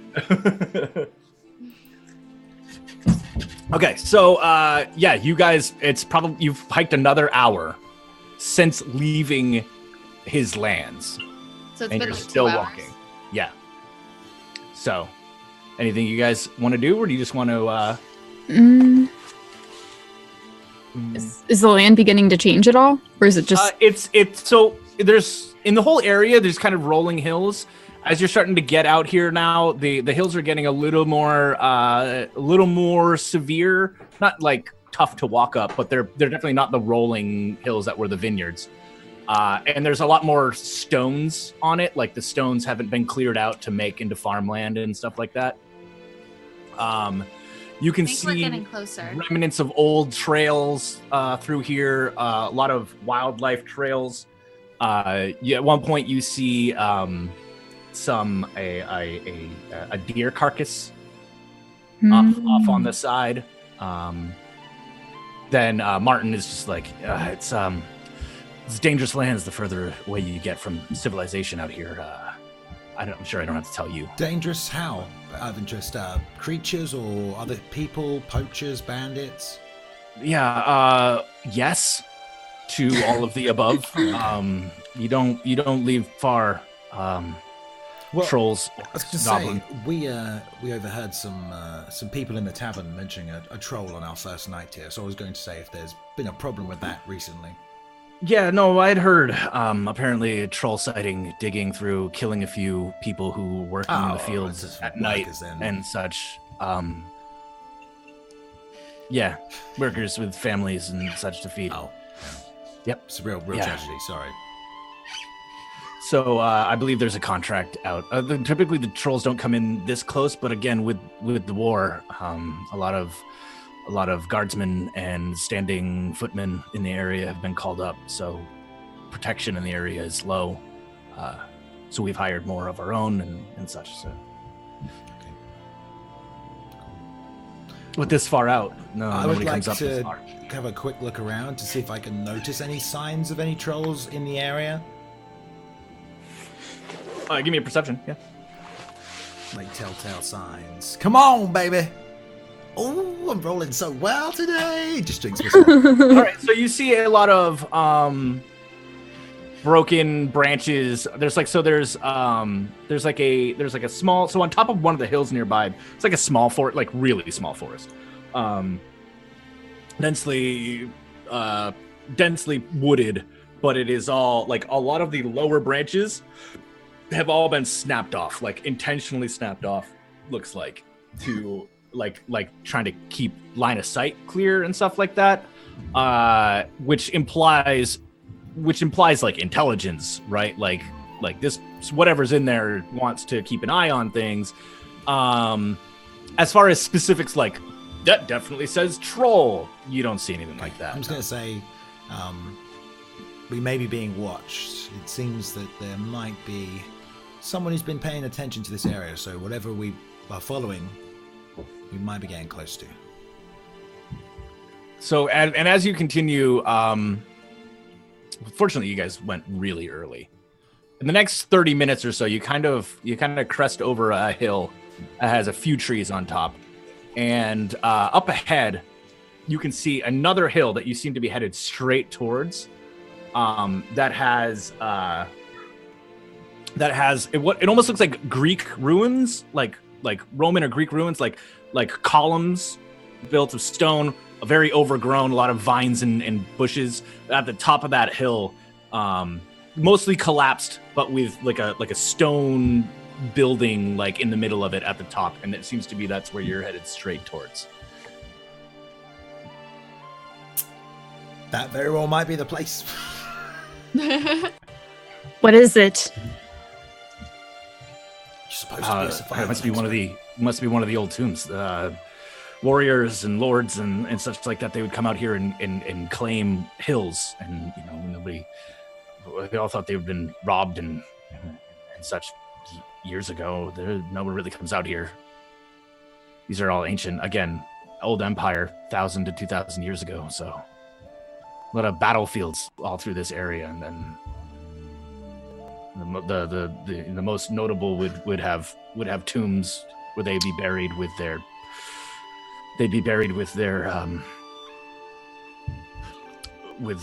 men at arms or what have you. Can I do So were there a lot of like magical artifacts or like relics that were buried with in these tombs?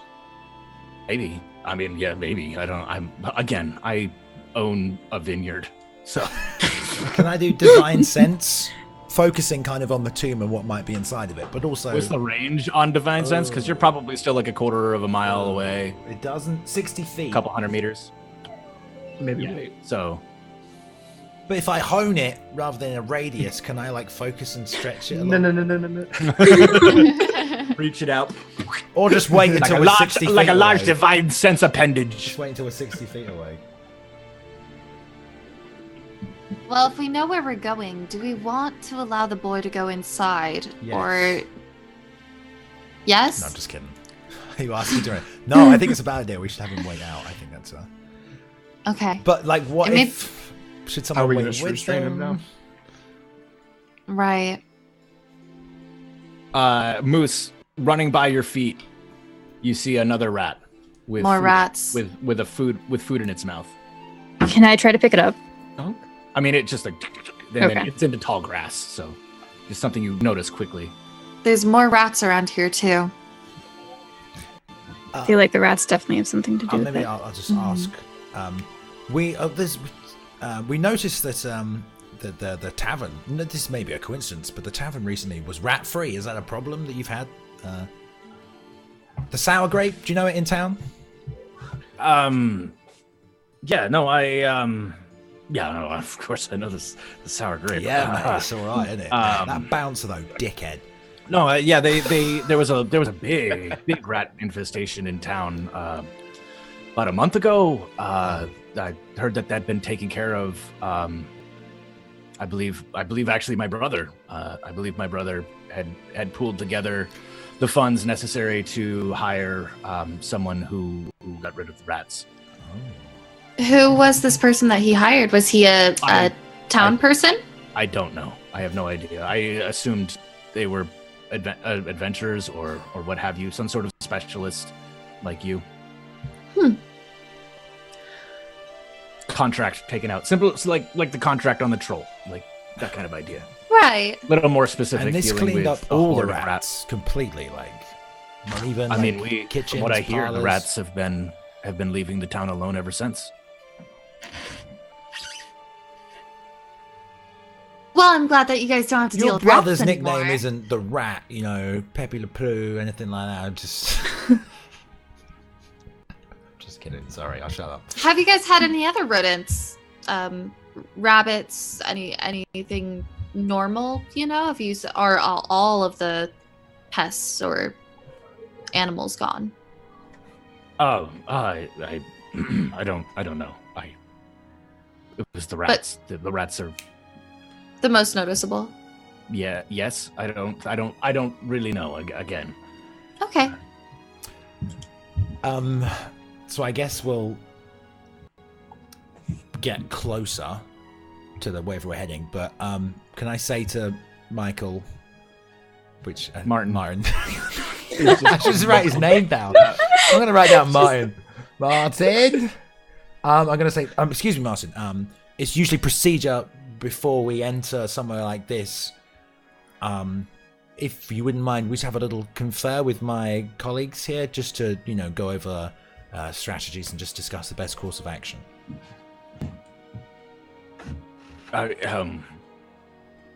You do what you need to do. Okay, cool. Okay, guys, what are we gonna do? I mean, anyone got any good ideas? I'm open to suggestions. You are my team. Do we want the dad to stay outside with his son, and then the rest of us go in? It probably seems the safest course. To be honest, mate, if we take the kid in and he dies, that's not really part of the mission. So, I mean, it would be horrible, obviously. True. If he does die, maybe Gobbo will eat him, right? Let's have Gobbo stay with the kid. Yeah. It's like that puzzle with the fox and the chicken and the cabbage or whatever the fuck it is. Maybe you don't know that one. Okay.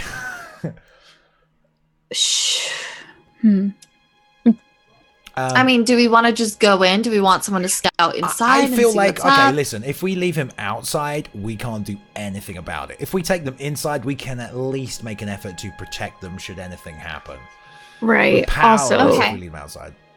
can we trust the dad? No, so let's keep a fucking eye on him. True.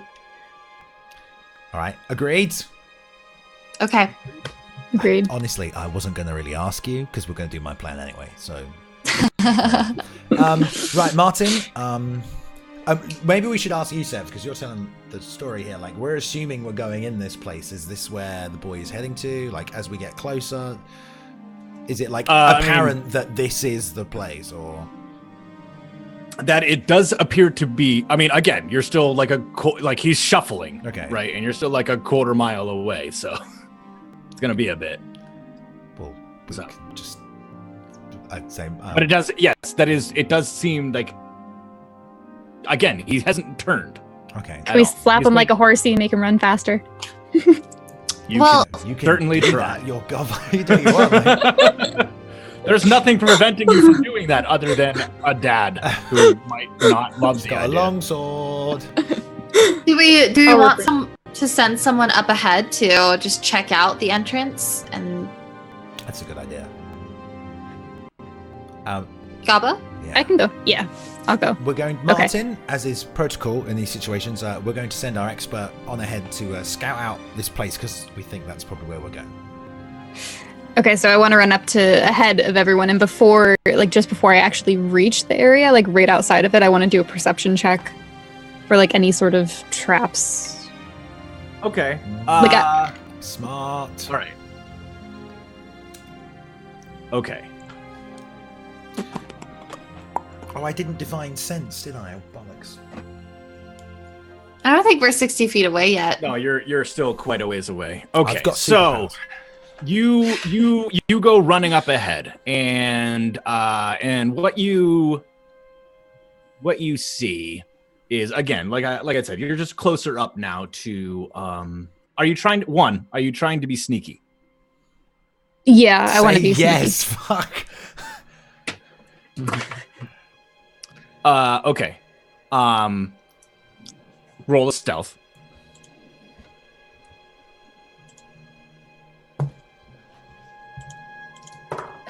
Okay, nice, Gabo. Yes. Okay. Sneaking through the brush and such.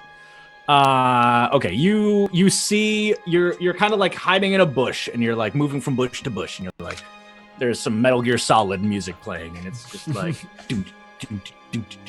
and you sneak up, and you get within range, and you kind of like are on a like a bush that's on top of a rock, so you have like this really good viewing angle of it. And again, you see like a collapsing old stone structure. Some sort of tomb. There are 6 columns, all that have all collapsed. There's like a roof that is fallen down, and in the center is almost like like a mausoleum. That's what they're called, like that like a tomb building. In the center of this thing, you see. Give me a perception check. Oof. Okay. You see a lot of movement. Mm-hmm. Almost like the ground is constantly shifting or moving. Okay. Rats. Okay, and that's all I see.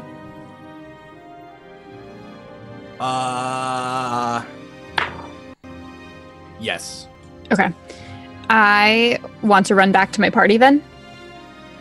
And meet them wherever and tell them that the ground. Go ahead. Sorry. Was the mausoleum open? Or was it sealed? I told her everything she saw. So I run back to my party and I tell them that I couldn't get that close of a look, but what I saw is it looks like the ground was like moving a bunch, and it reminded me of the rats. And then rats. Do you know what rats we could hate? take one for a treat though. Fire. So it's not that bad. Burn them all. Sorry. Martin. Dinner. Professional tactic. So. Snack break. But that's all I saw. I didn't see anything else. There's a lot of it's hard to see. Well, if the rats are involved, it would be sensible only to draw some kind of conclusion, I believe, Martin, to perhaps the stranger that appeared in town to rid the town of these rats. Maybe he didn't rid them. Maybe he's led them all here for some other reason. Or the person who hired the person to get rid of the rats. That's his fucking brother. What are you doing? Fight him. I don't care. And maybe his solution to get rid of the rats had a slight side effect of also moving the children. Martin's just like, I don't know. I own a vineyard. The point is, Martin, I think we've got to go in there, and I think we've got to let Calvin lead the way. Cayenne. hi. Okay. I don't like the idea of I don't like the idea. Can't you go in without? Why do you need my son? If we leave you out here, something might come out and get you, and we will all be in there. In our opinion, it's a lot safer if you come in with us. Plus, we still need our bloodhound. You're either bait out here or you're bait in there. There's also it's infested with rats That's outside. not very eloquently put by my companion, but he is right. No, that's probably, of anyone, he's talked the most sense. Threw a thing at my son's head. Wow. Well, if you're in agreement, Martin, then I think we should head up to the entrance and at least see if we can, check it out and maybe move inside. Are we 60 feet away? Yeah, I want to divine sense that shit. I got 2 charges. No, you're not. You are not 60 feet away. I bet there's nothing good or evil in there anyways. Can we take his hand and make him move faster? The cheese. We fast travel? I mean, I mean, yes, in that it's okay. I would like to travel. The tomb. All right. I think we so should. As you guys get closer and closer to the tomb, a figure stands up on one of the collapsed, on one of the crumbled down columns, and kind of does one of these like in your direction. Draw my sword. And you're still probably a good like 100 meters away at this point, right? You just kind of like see it, but it kind of does one of the in 9 seconds, mate. So, and it does one of these before jumping off, and you realize that it is small. Like the figure is a small figure, like child-sized. That looked like a kid.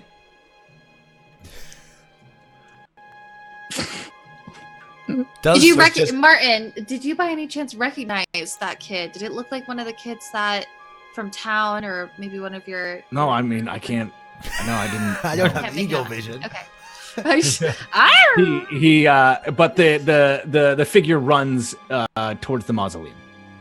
I think they know we're here now. Whoever is in the mausoleum. Well, How far away is he? We have too far away too. Choice. About 100 meters. Okay, yeah. I have a bow and arrow. That's still too far because we're still talking about like 300 and some odd feet. So. Okay. All right. Well, I think. But I mean, you're welcome to try to take a shot at a small child, or a child-shaped figure. Let me put it. Let me correct myself. Definitely that kid. Do you guys want to just carry on moving towards the mausoleum anyway? Right. No other option. Yeah. I think we're in too deep now. Face the long dark of the mausoleum. Be on your guard. All right. I would like to sort of register in my mind when I'm approximately 60 feet away, and then divine sense. Okay, so you're approaching the Actually, top. I don't want to do it yet. Sorry. I'll do it when we're at the entrance, so we can look inside it. Finally in range. Because 60 feet's like, I can just detect what's in the entrance. Let's wait till we're at the entrance, and then we can detect what's inside. Smart. That's why I'm in charge, all right? Let me grab. I want to grab a figure that will be Martin. Oh, we're going on the dungeon map, guys. It's happening. Yay! Things are happening. Let me give him a Martin Combat. nameplate. I imagine Martin from Oblivion. Oh, Barton Septim, Sean Bean. And we're listening to Oblivion soundtrack. I've been imagining Martin Freeman. Martin. I've been imagining a man with grey, tousled, neck-length hair. The Mysterium Xerxes. All right. And let me grab something to be the boy. Boy. That means, well, I mean, if it's Martin, that means spoilers, but it's played by Sean Bean, which means he's gonna die. Oh hell yeah! I'll take his breastplate. Win-win. I'm gonna grab this goblin zombie figure and make it small, Okay. and it'll be the child, emaciated child. Calvin. Okay, I have a torch. Just checking, because otherwise I can't. I'm the only person that can't see in the dark. I need to get my eyes sprayed. Sprayed. Yeah, Riddick style. Okay. Need some goggles. Can't you enchant me, Karis, so I can see in the dark, mate? Fucking useless. Warlock. I don't know. We're level 3. I'm a warlock. Okay. Yeah, you guys will get to see the map, by the way, underneath. Yeah. Underneath. I'm almost done. Severn's By the way, thing Valdis, down you will have been fully healed because you had a long rest. Oh, So as a heads up. woo! I bashed my face a few times. So do we have all charges now, or no? Yeah, everything you'll be at full everything except for the spells that you Yeah. used today. Okay, cool. That's So okay. Valdis, I think you I use used two. Let's say you use Detect 2 Magic, divine come on. sense. 1. Moose, you No, I did use you 2. used 1 or 2. I used 2. You did do 2. I used healing. You word. used healing word, and then you used Speak with small bees, detect- but that's not like a spell. That's just yeah. Did you that's detect just you magic being as a well? gnome and a Disney princess. You detected Squeak, magic squeak, as well, and right? squeak, squeaker. Okay, so I'm going to say that you guys get up to the tomb because my battle map isn't battle map. My map isn't big enough to show you guys being like 60 feet away. So I'm just going to say that you're walking up towards the mausoleum, and you can see there's the mausoleum door is there, and it's solid stone, but it's shifted and crumbled a little bit, and there's like a small hole in the bottom there. And as you get closer and closer, an eerie flute-like tone Oh, we can hear it now. you can begin to hear it over the sounds of wildlife and nature in the area, the otherwise quiet area. But you do hear a lot of skittering and I would like to light my torch. I mean, it's daylight. But Oh, we're still 60 feet away? Okay. Does the boy do anything different? Does Calvin? Calvin is still walking towards the mausoleum door. I have updated you guys' map, and I think after we take a little break, we'll dive into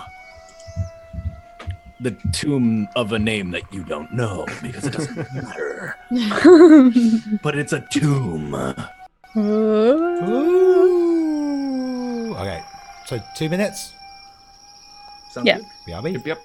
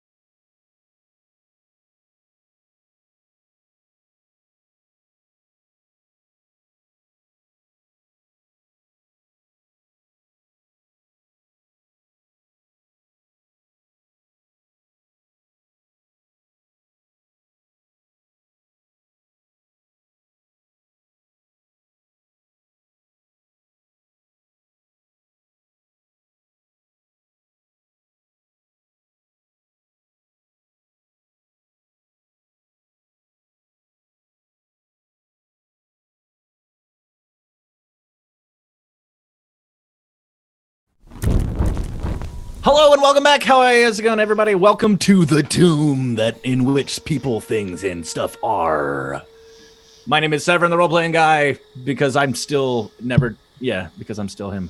All right, welcome back. All right, so you should see now on the screen, sort of a little layout here. You've got, you guys are kind of walking up on this mausoleum here. There's a small hole in the stone door.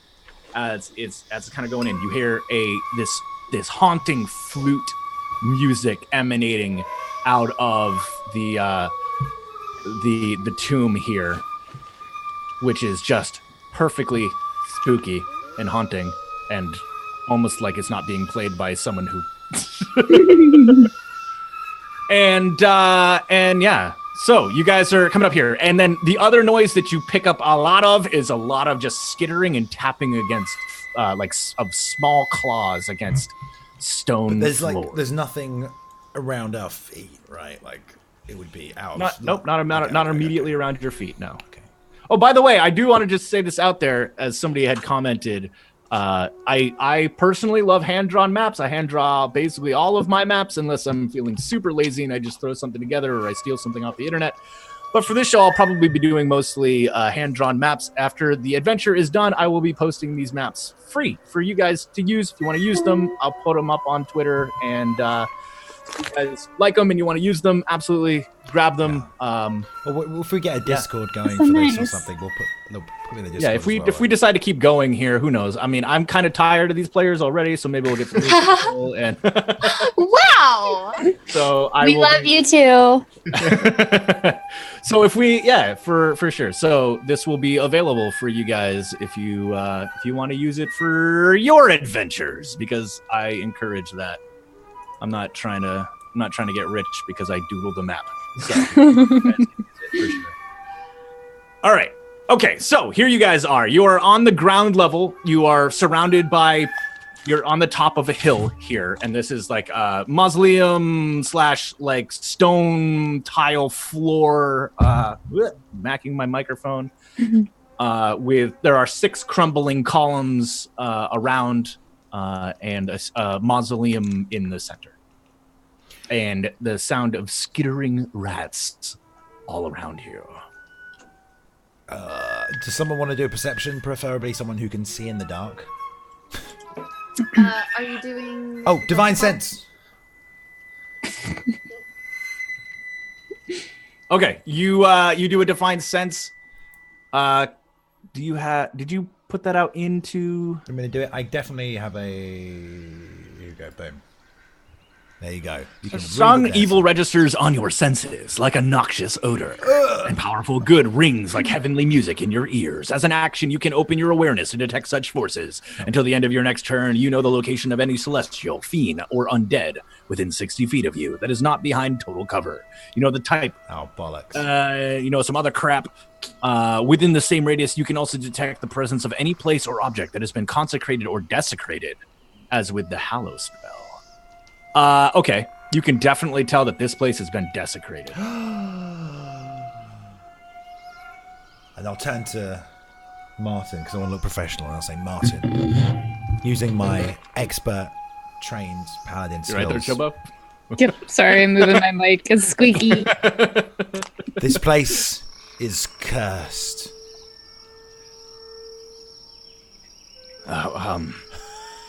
Okay. What do we do? What do you need me to do? Right, so you stay behind us.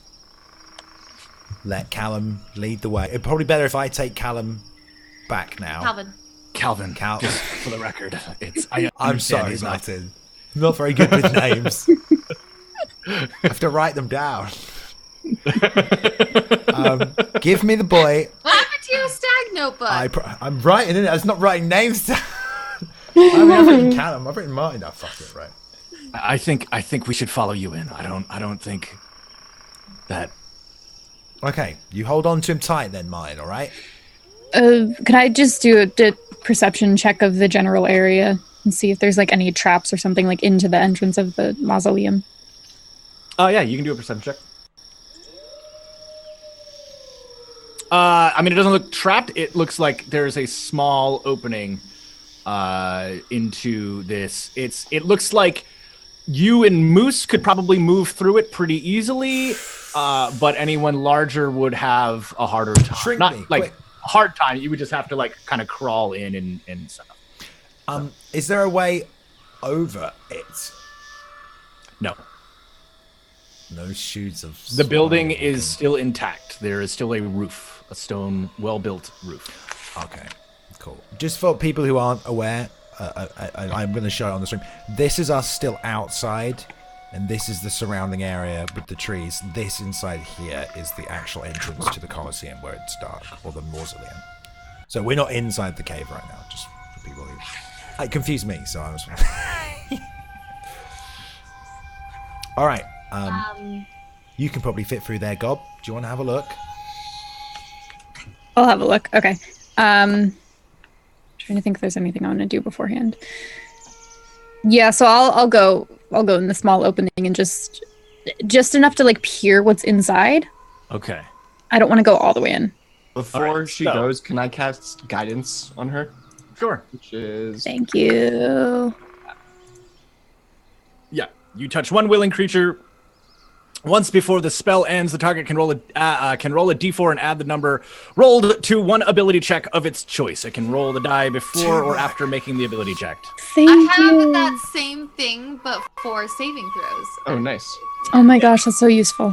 Guidance is definitely a classic thing to just throw on everyone before they do anything. So. Okay. Do you want me to roll perception again? You're going to be moving up here, correct? Right. You're going to move up to the wall and then move over to the door.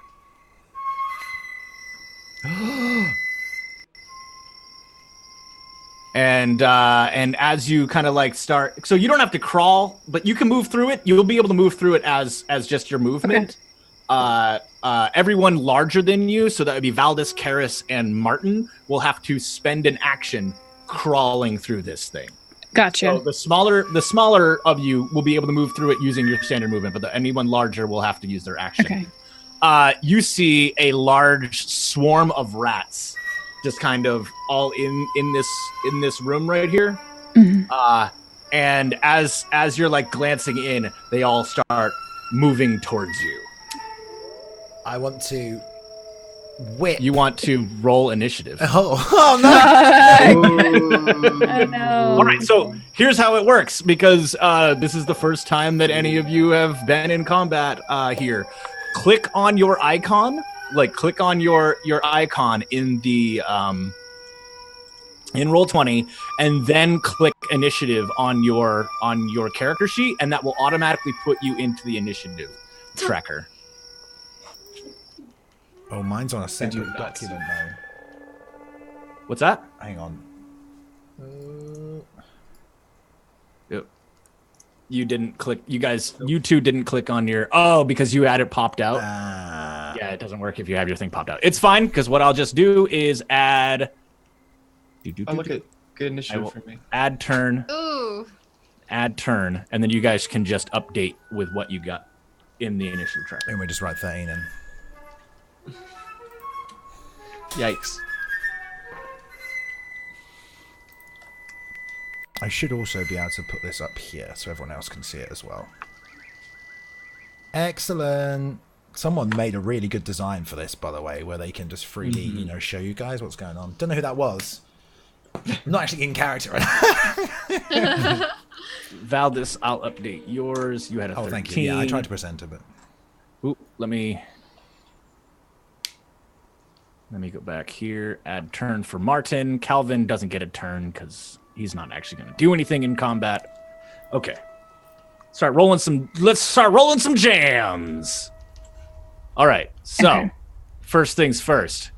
No good D&D combat can exist without D&D combat music. All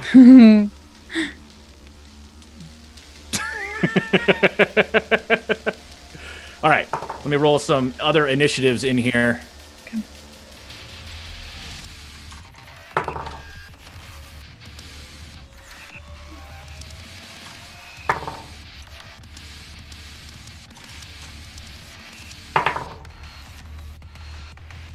Okay. And then I will organize them by descending. And first thing that happens is you guys begin hearing a whole bunch of skittering and noises and like chittering and rat squeaks.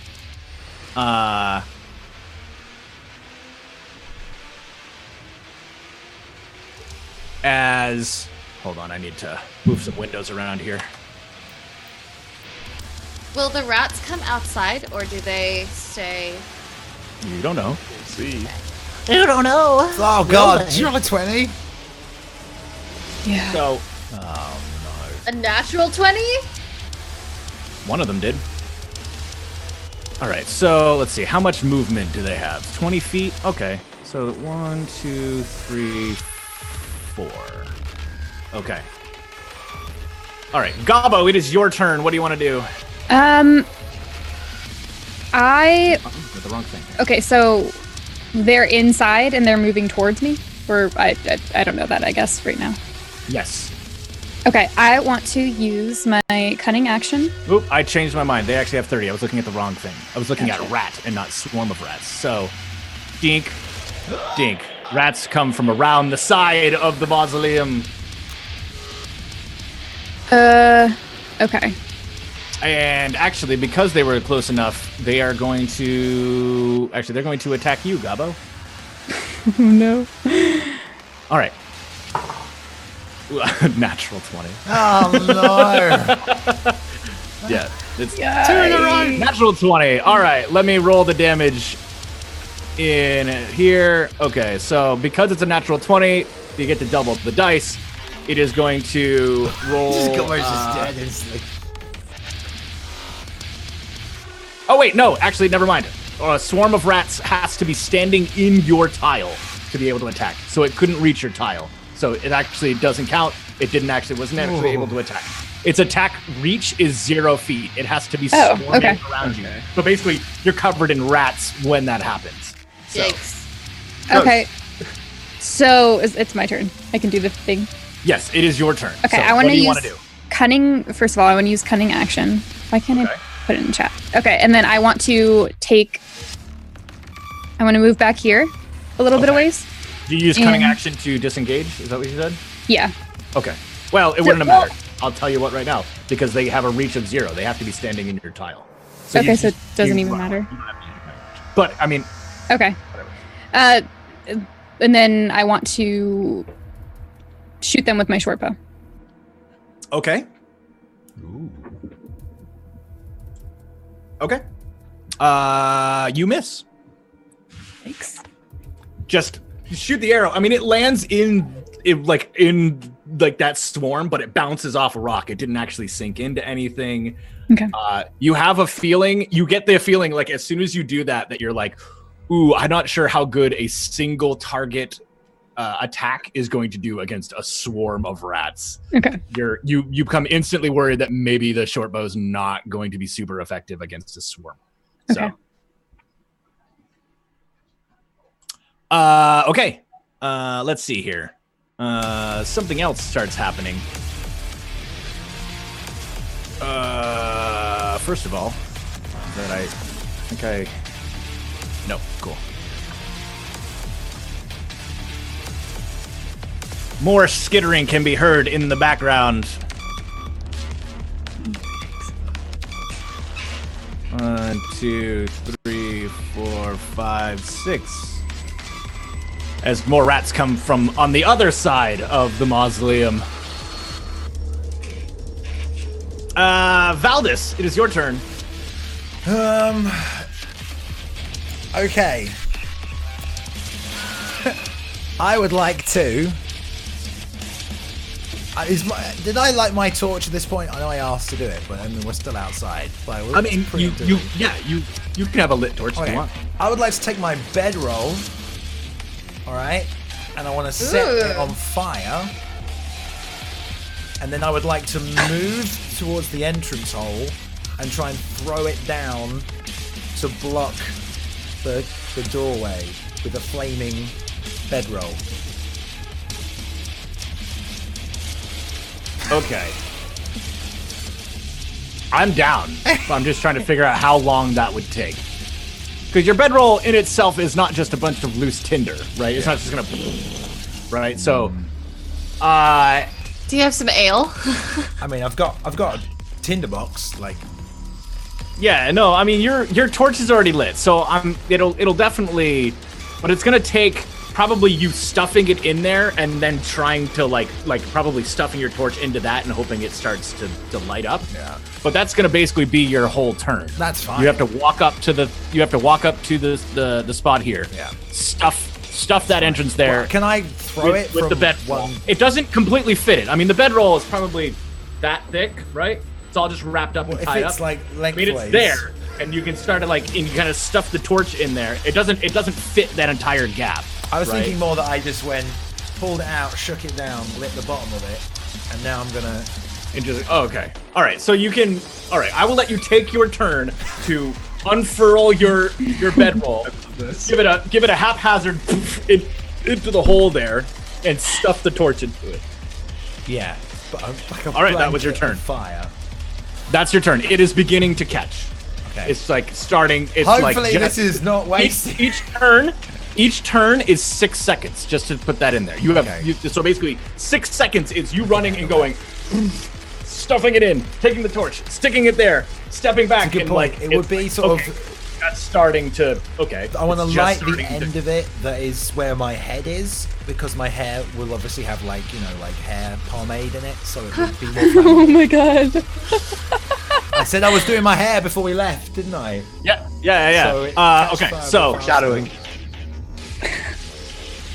all right, so you have stuffed that area there, and it is beginning to catch fire. Let me try to grab a fire.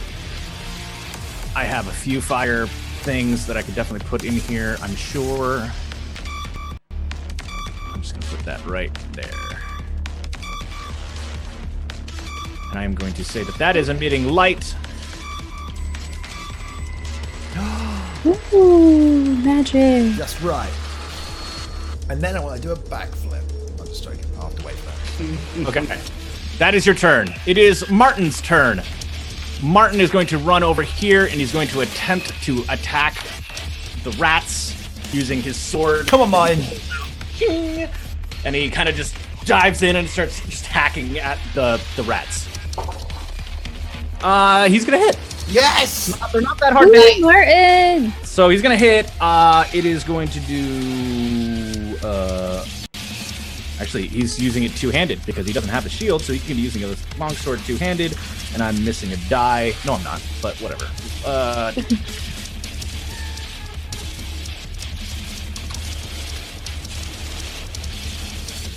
All right. He does 4 damage, but again, he's attacking a swarm of rats. They seem to resist the damage. He killed 2 rats out of it. Damn it, Martin.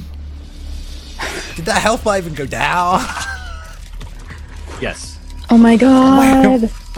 Great job, Martin. 2 down. 700 to go. Okay. The one thing you definitely did there, Valdis, is prevented the other rats from coming in. They all flee and begin heading down deeper into the tomb. Woo! You set them to flee. I'm Nice. just gonna go like that. For the record, they went deeper into the tomb, Oh, so well, you didn't we'll necessarily get not away have to up fight them. later. You just don't have to fight them right now. All right, Moose, it is your turn.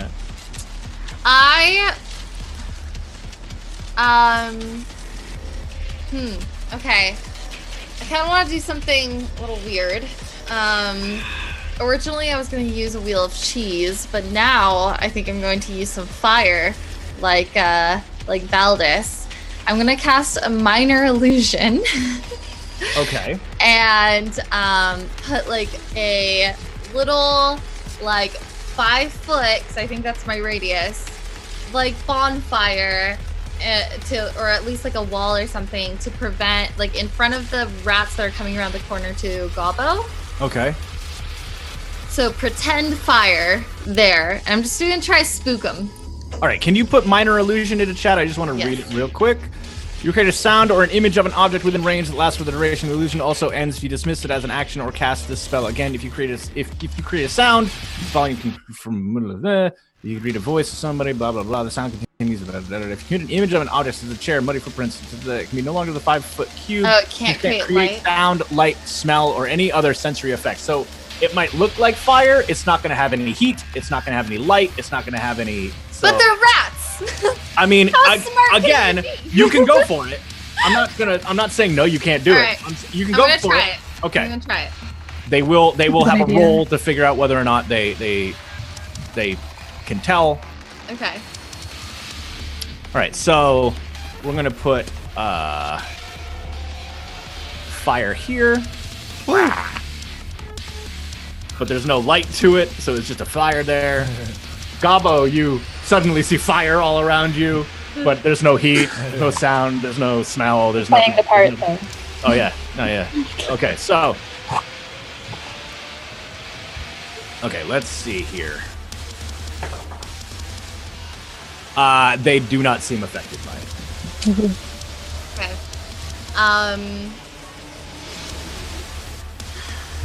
I don't really have anything that's like an AoE attack. Sorry, what is your spell save? It's for this. Yes. I was assuming. I gave you kind of a negative to it because of the fact that it had nothing. But so on your spell sheet, you should have a spell save DC at the top. If you look at your spell sheet on your character sheet. Spell save DC is 13. Yeah, no, they do not. They are not tricked by the fire. Okay. Just see that shit every day. Just standard flames. I don't really have anything else that I can do, I guess. Oh, you know what? Wait, okay, so my Python. Whoa. How long does that last? Because it doesn't really have a time. I was reading it. But does it I don't think there is a time. So it can just stay out until it dies or until I call it back? Correct. Okay. Snuggles! But I think that you already did an action. Hold on, I gotta look at your. Did we put that as a? What did we put that as? Did we put that? It's one action. It's one action. You already did your action to cast Okay. the spell, so the might already. So, and Snuggles I think is an action. Okay. Yeah. So then I'm done. Okay, you are done. Snuggles Noah key. Okay. All right, Karis, it is your turn. The person who might actually be able to pull something Come off. on. So I think Eldritch I want to Blast. cast Eldritch Blast on the swarm of rats that Martin attacked. Okay. Yep. So let me cast that real quick. Come on, son. Do it. Do I want to cast it level 1? Is that how the spells work, or am I Yes. 3? Okay. Yeah. Yeah. Eldritch Blast is because it's a cantrip. Oh, You I need to roll as well. make a ranged spell attack. Yeah. Hold on. We should be able to go into your thing, and if I go to your Eldritch Blast, I'm going to fiddle with this for a second. Mhm. If we change the output from that to that, and we say that it is a ranged spell attack, and the damage is 1d10. Do you get bonus? Do you have like an Eldritch Evocation that gives you a bonus to that? I think it's just spells and cantrips. I don't think it actually buffs the. What is your Eldritch Evocation? Oh, I have Agonizing Blast. Yes, I have that. Sorry. Yeah, so I think it adds your Adds charisma charisma. bonus to the Ooh. mix. Oh, hell yeah. Is that Right? 4? Cool. Nice. So if we go back to your spells and we say it's 1d10 damage, 1d10 casting ability. It should. Where's the?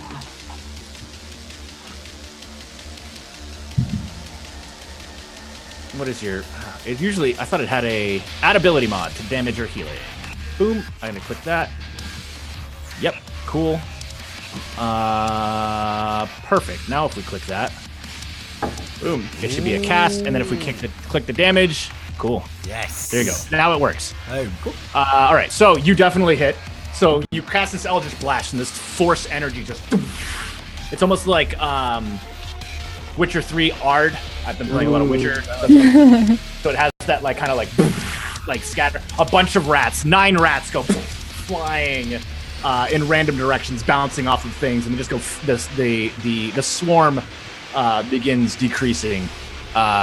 It definitely was an effective damage type. Good deal. Nice. Taurus, doing some stuff. Okay.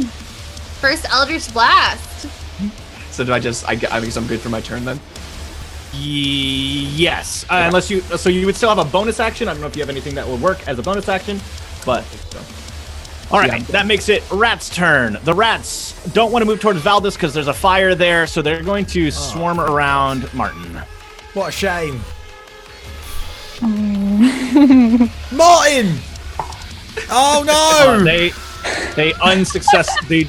He's able to like keep them brushed off, and he's sitting there like brushing them off and stuff. He's not able to. They do not begin attacking him quite yet. Gabo, it is your turn. Okay. So I want to, in my bag, I have flasks of oil. Whoa. Just throw one at mine. It's fine. I want to coat my... It's CBD oil. It's good for me. I want to coat my dagger with it. My anxiety. I want to coat my dagger in oil. And I want to run up here and dip it in Bayliun's fire. So like my dagger can be on fire. Yes. Your dagger is on fire. Also, I want to use cunning action. I don't know how many actions I can take here, but I want to use cunning action and move towards the rats and then hit them, but I don't know if that's too much.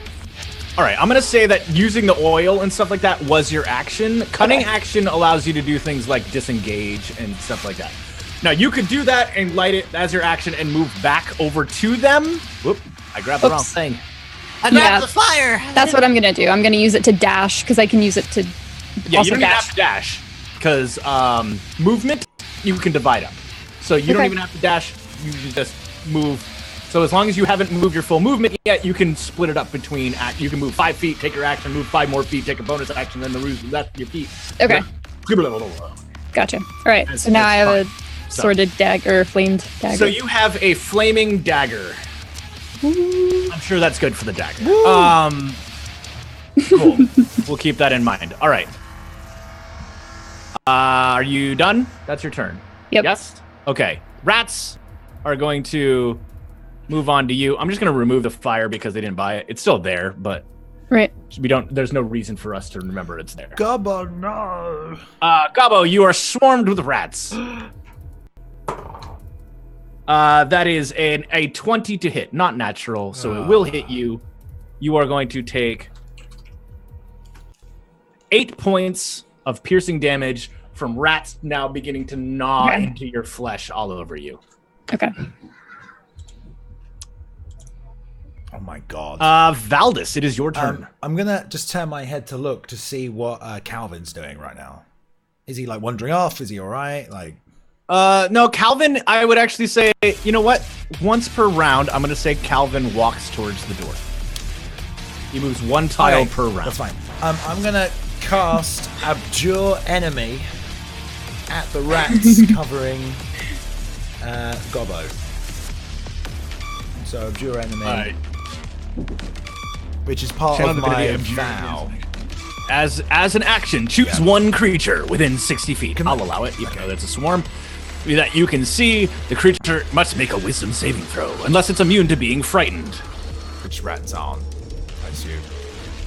Fiends and undead have disadvantage on this saving throw. On a failed save, the creature is frightened for 1 minute, or until it takes while frightened, the creature's speed is 0, and it can't benefit from any bonuses to its speed.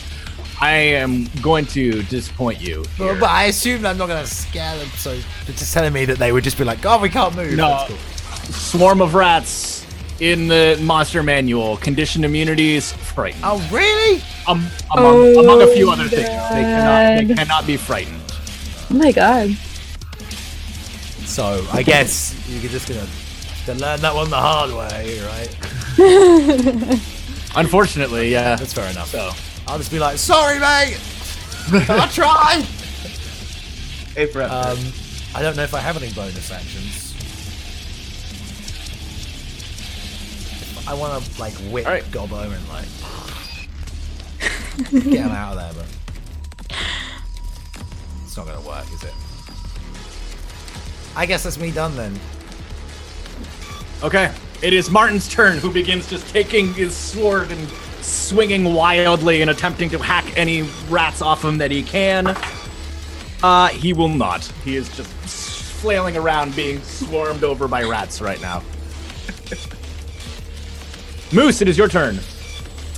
I am calling for Snuggles. I'm gonna throw my staff down in front of me and call out Snuggles.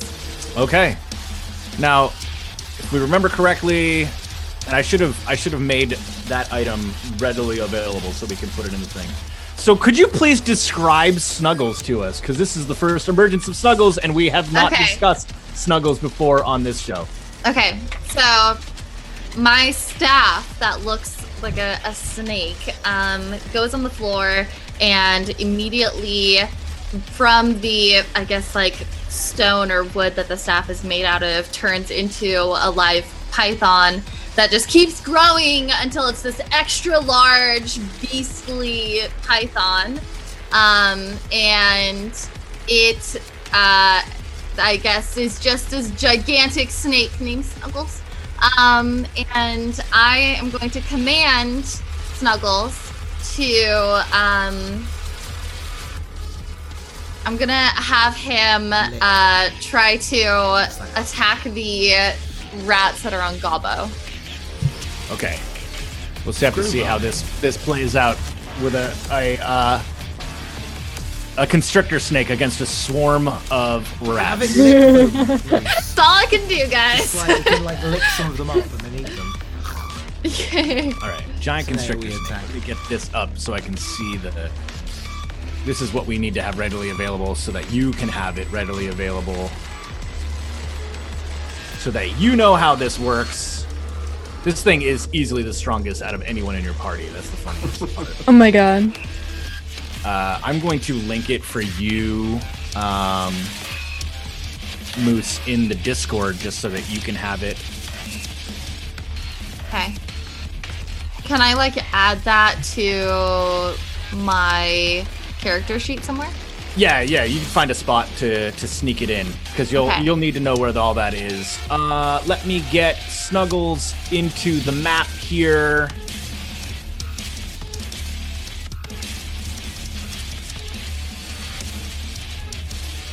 Especially since he's a giant. Mm-hmm. Oops. Huge. Yes.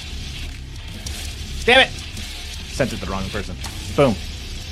I just sent it to the last person who sent me a DM and not to you guys. Hey, thanks for sending me a giant constrictor snake.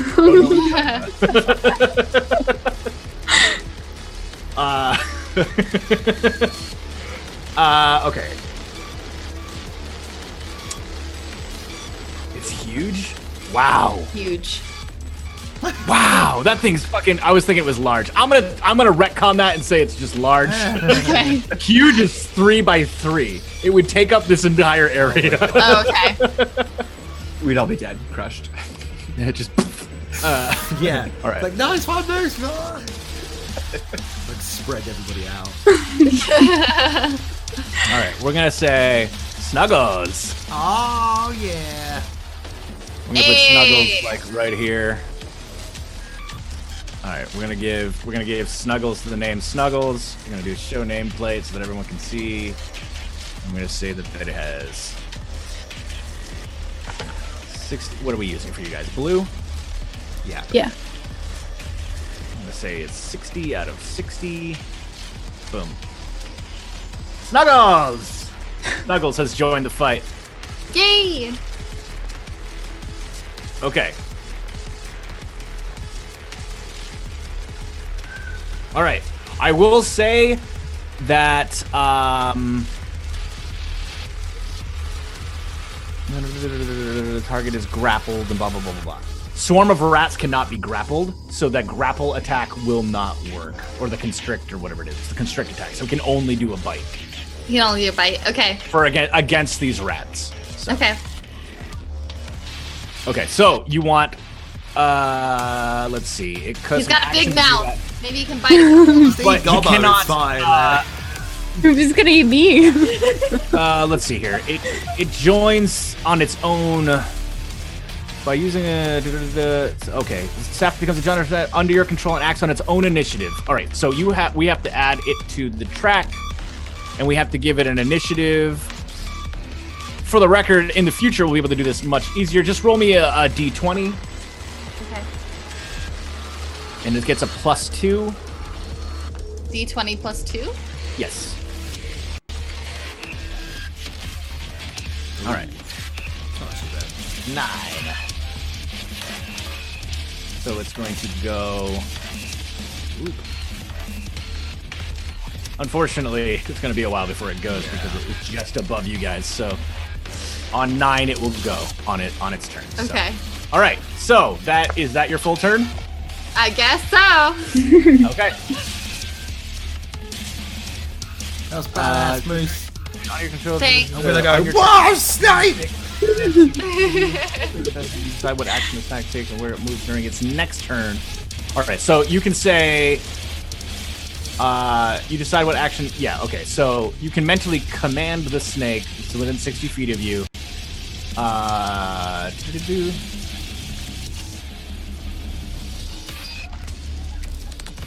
Okay, yeah. All right. So on your turn, so you can mentally say on your next turn, what do you want it to do? So you want it to attack. You want it to attack some snakes or some rats somewhere. Yeah, just bite them. Go eat. Scoop them up. Okay. Which ones? The ones on Martin or the ones on Gobbo? Gobbo. Okay. My bee.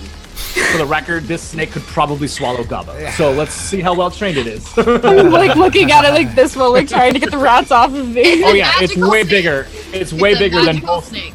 It is probably bigger than both Moose and Gobbo combined. It likes rats though. Okay, much better than goblins. I love that like just a tiny gnome has control over this giant python. I have fan art in my mind already of Moose riding the back of this snake. Oh my god! They're like stab up in the air. Well, the staff is already. Or this is Moses' that's true. staff. It's already turned into a snake. So. Oh my god! I didn't realize that. All right, Karis, it is your turn. Okay. So both of them are covered in rats. So I'm assuming if I use Eldritch Blast, I'm gonna hurt them. Maybe?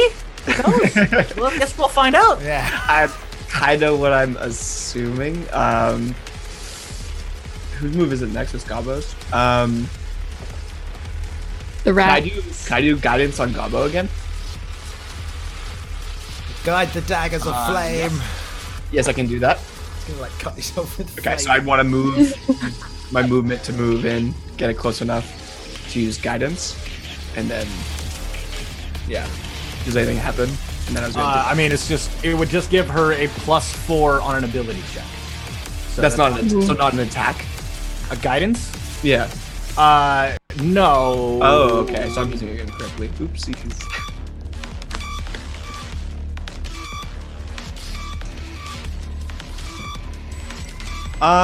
Well, I'm gonna use Eldritch Blast on the rats that are on Martin. Then.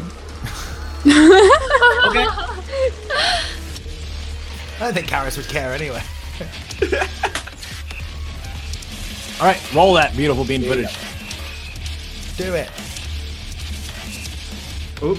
It still hits because they don't. It's a swarm of rats. They don't have a very high AC. All right, so roll that damage. All you have to do is click the Eldritch Blast, and it will roll the damage.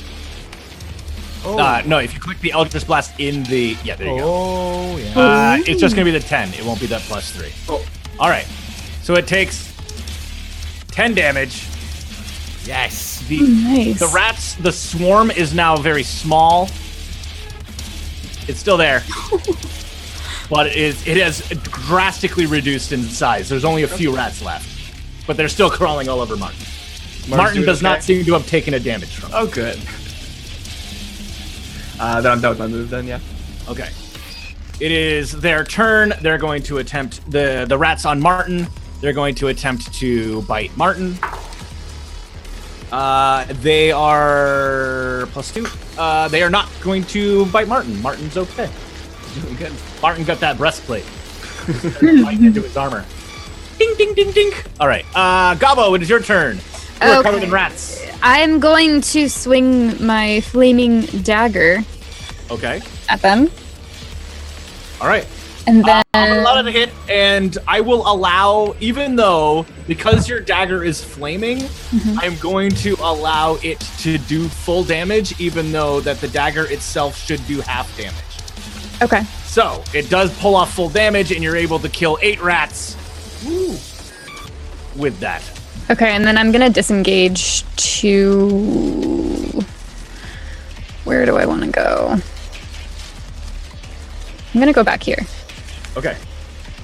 You were successfully able to shake them off and run, because there's nothing on their thing that says they keep. Okay. Because you use your cunning action to disengage, they just aren't able to attack you. Okay. Sweet. All right. That makes it those rats' turn. Those rats are going to continue to chase Gabo. They're going to swarm all over Gabo again. He moved away from them. So. Okay. Strictly speaking, Snuggles could have an attack of opportunity on them. Whoa. So Snuggles can take a bite at them. Bite. Because they moved away from them. Bite him. As they did. So it would be Snuggles. What we'll do is probably set you up with a Snuggles character sheet that you'll be able to you'll have control over. That you'll be able to click like its bite moves and stuff like that. So all you have to do is keep that character sheet up, and then if you control its hit points and stuff like that, we'll be able to keep track of it better. Cool. Okay. So, but for now, their giant constrictor snake is a D20 plus 6 for a bite. Okay. Wait. A D20 to hit. D20 plus 6 to hit. Okay. Yes. D20 plus 6. Okay. Oh god. /R space D20 plus 6. D20 plus 6. Okay. Oh, Nice. Nice. Oh no! It It's like misses. literally, you had to roll 3 or lower to miss with it. Their AC is only 10. They're just a swarm of rats. Not rolling Snuggles does not, unfortunately. He's still waking up. Flocky. It's been a long night. All right, Valdis. right. I'm going to sheath my sword and draw my whip, so I get my proficiency bonus for fighting with only one weapon in my hand. And I'm going to try and whip with great skill, obviously, the rats that are on Martin, without hurting him, obviously. Yeah. I mean, unless you roll a natural 1. Oh, okay. In which case, you got Martin right in the face. What am I rolling first? You should just be able to click whip. Okay, cool. Oh! Oh yeah, no, for sure. Then you click on the whip in chat, and it will roll the damage for you.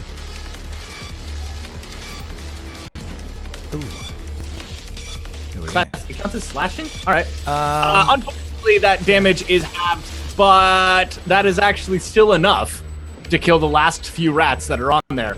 Hey. Nice. Those rats die. Good. Nice. Woo! Whips rats. It is Snuggles' turn. Okay. Go bite him. So I do the same thing. Yep. So the Snuggles moves over. Oof. Snuggles is... Oh. That's me. Oh, Snuggles. How many no, it's fine. Okay. No, keep going. Sorry. Okay. Snuggles misses. Martin, it is Martin's turn. Martin's gonna run over 1, 2, 3, 4, 5, and he is going to attempt to hack at the rats that are covering Gobbo. Boy. I have a feeling the opportunity to... Nope. He's okay. He did okay. So... he does it, which is half damage, so they take 2 points of damage. He's able to kill 2 rats off of you. Good job, Martin. It's Moose's turn. Okay, how many spells can I cast a day? Like before I take a rest again? You should have it if you look at your character sheet. Uh-huh. And we go to your spells sheet. Okay. Each one of you have four level 1 spell slots and 2 level 2 spell slots. Okay, that's what that means. Okay.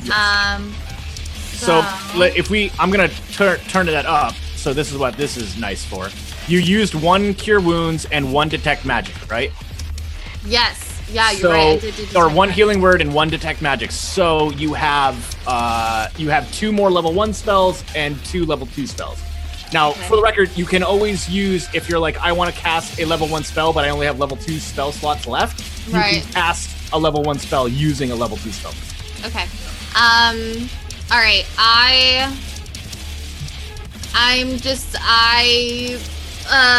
Where are the rats on Gobbo again? Rats are all over Gobbo. Okay, I'm going to give Gobbo resistance, which is like the same thing as guidance, except it's a D4 for a saving throw. Okay. On a. Sorry, can you put resistance in chat?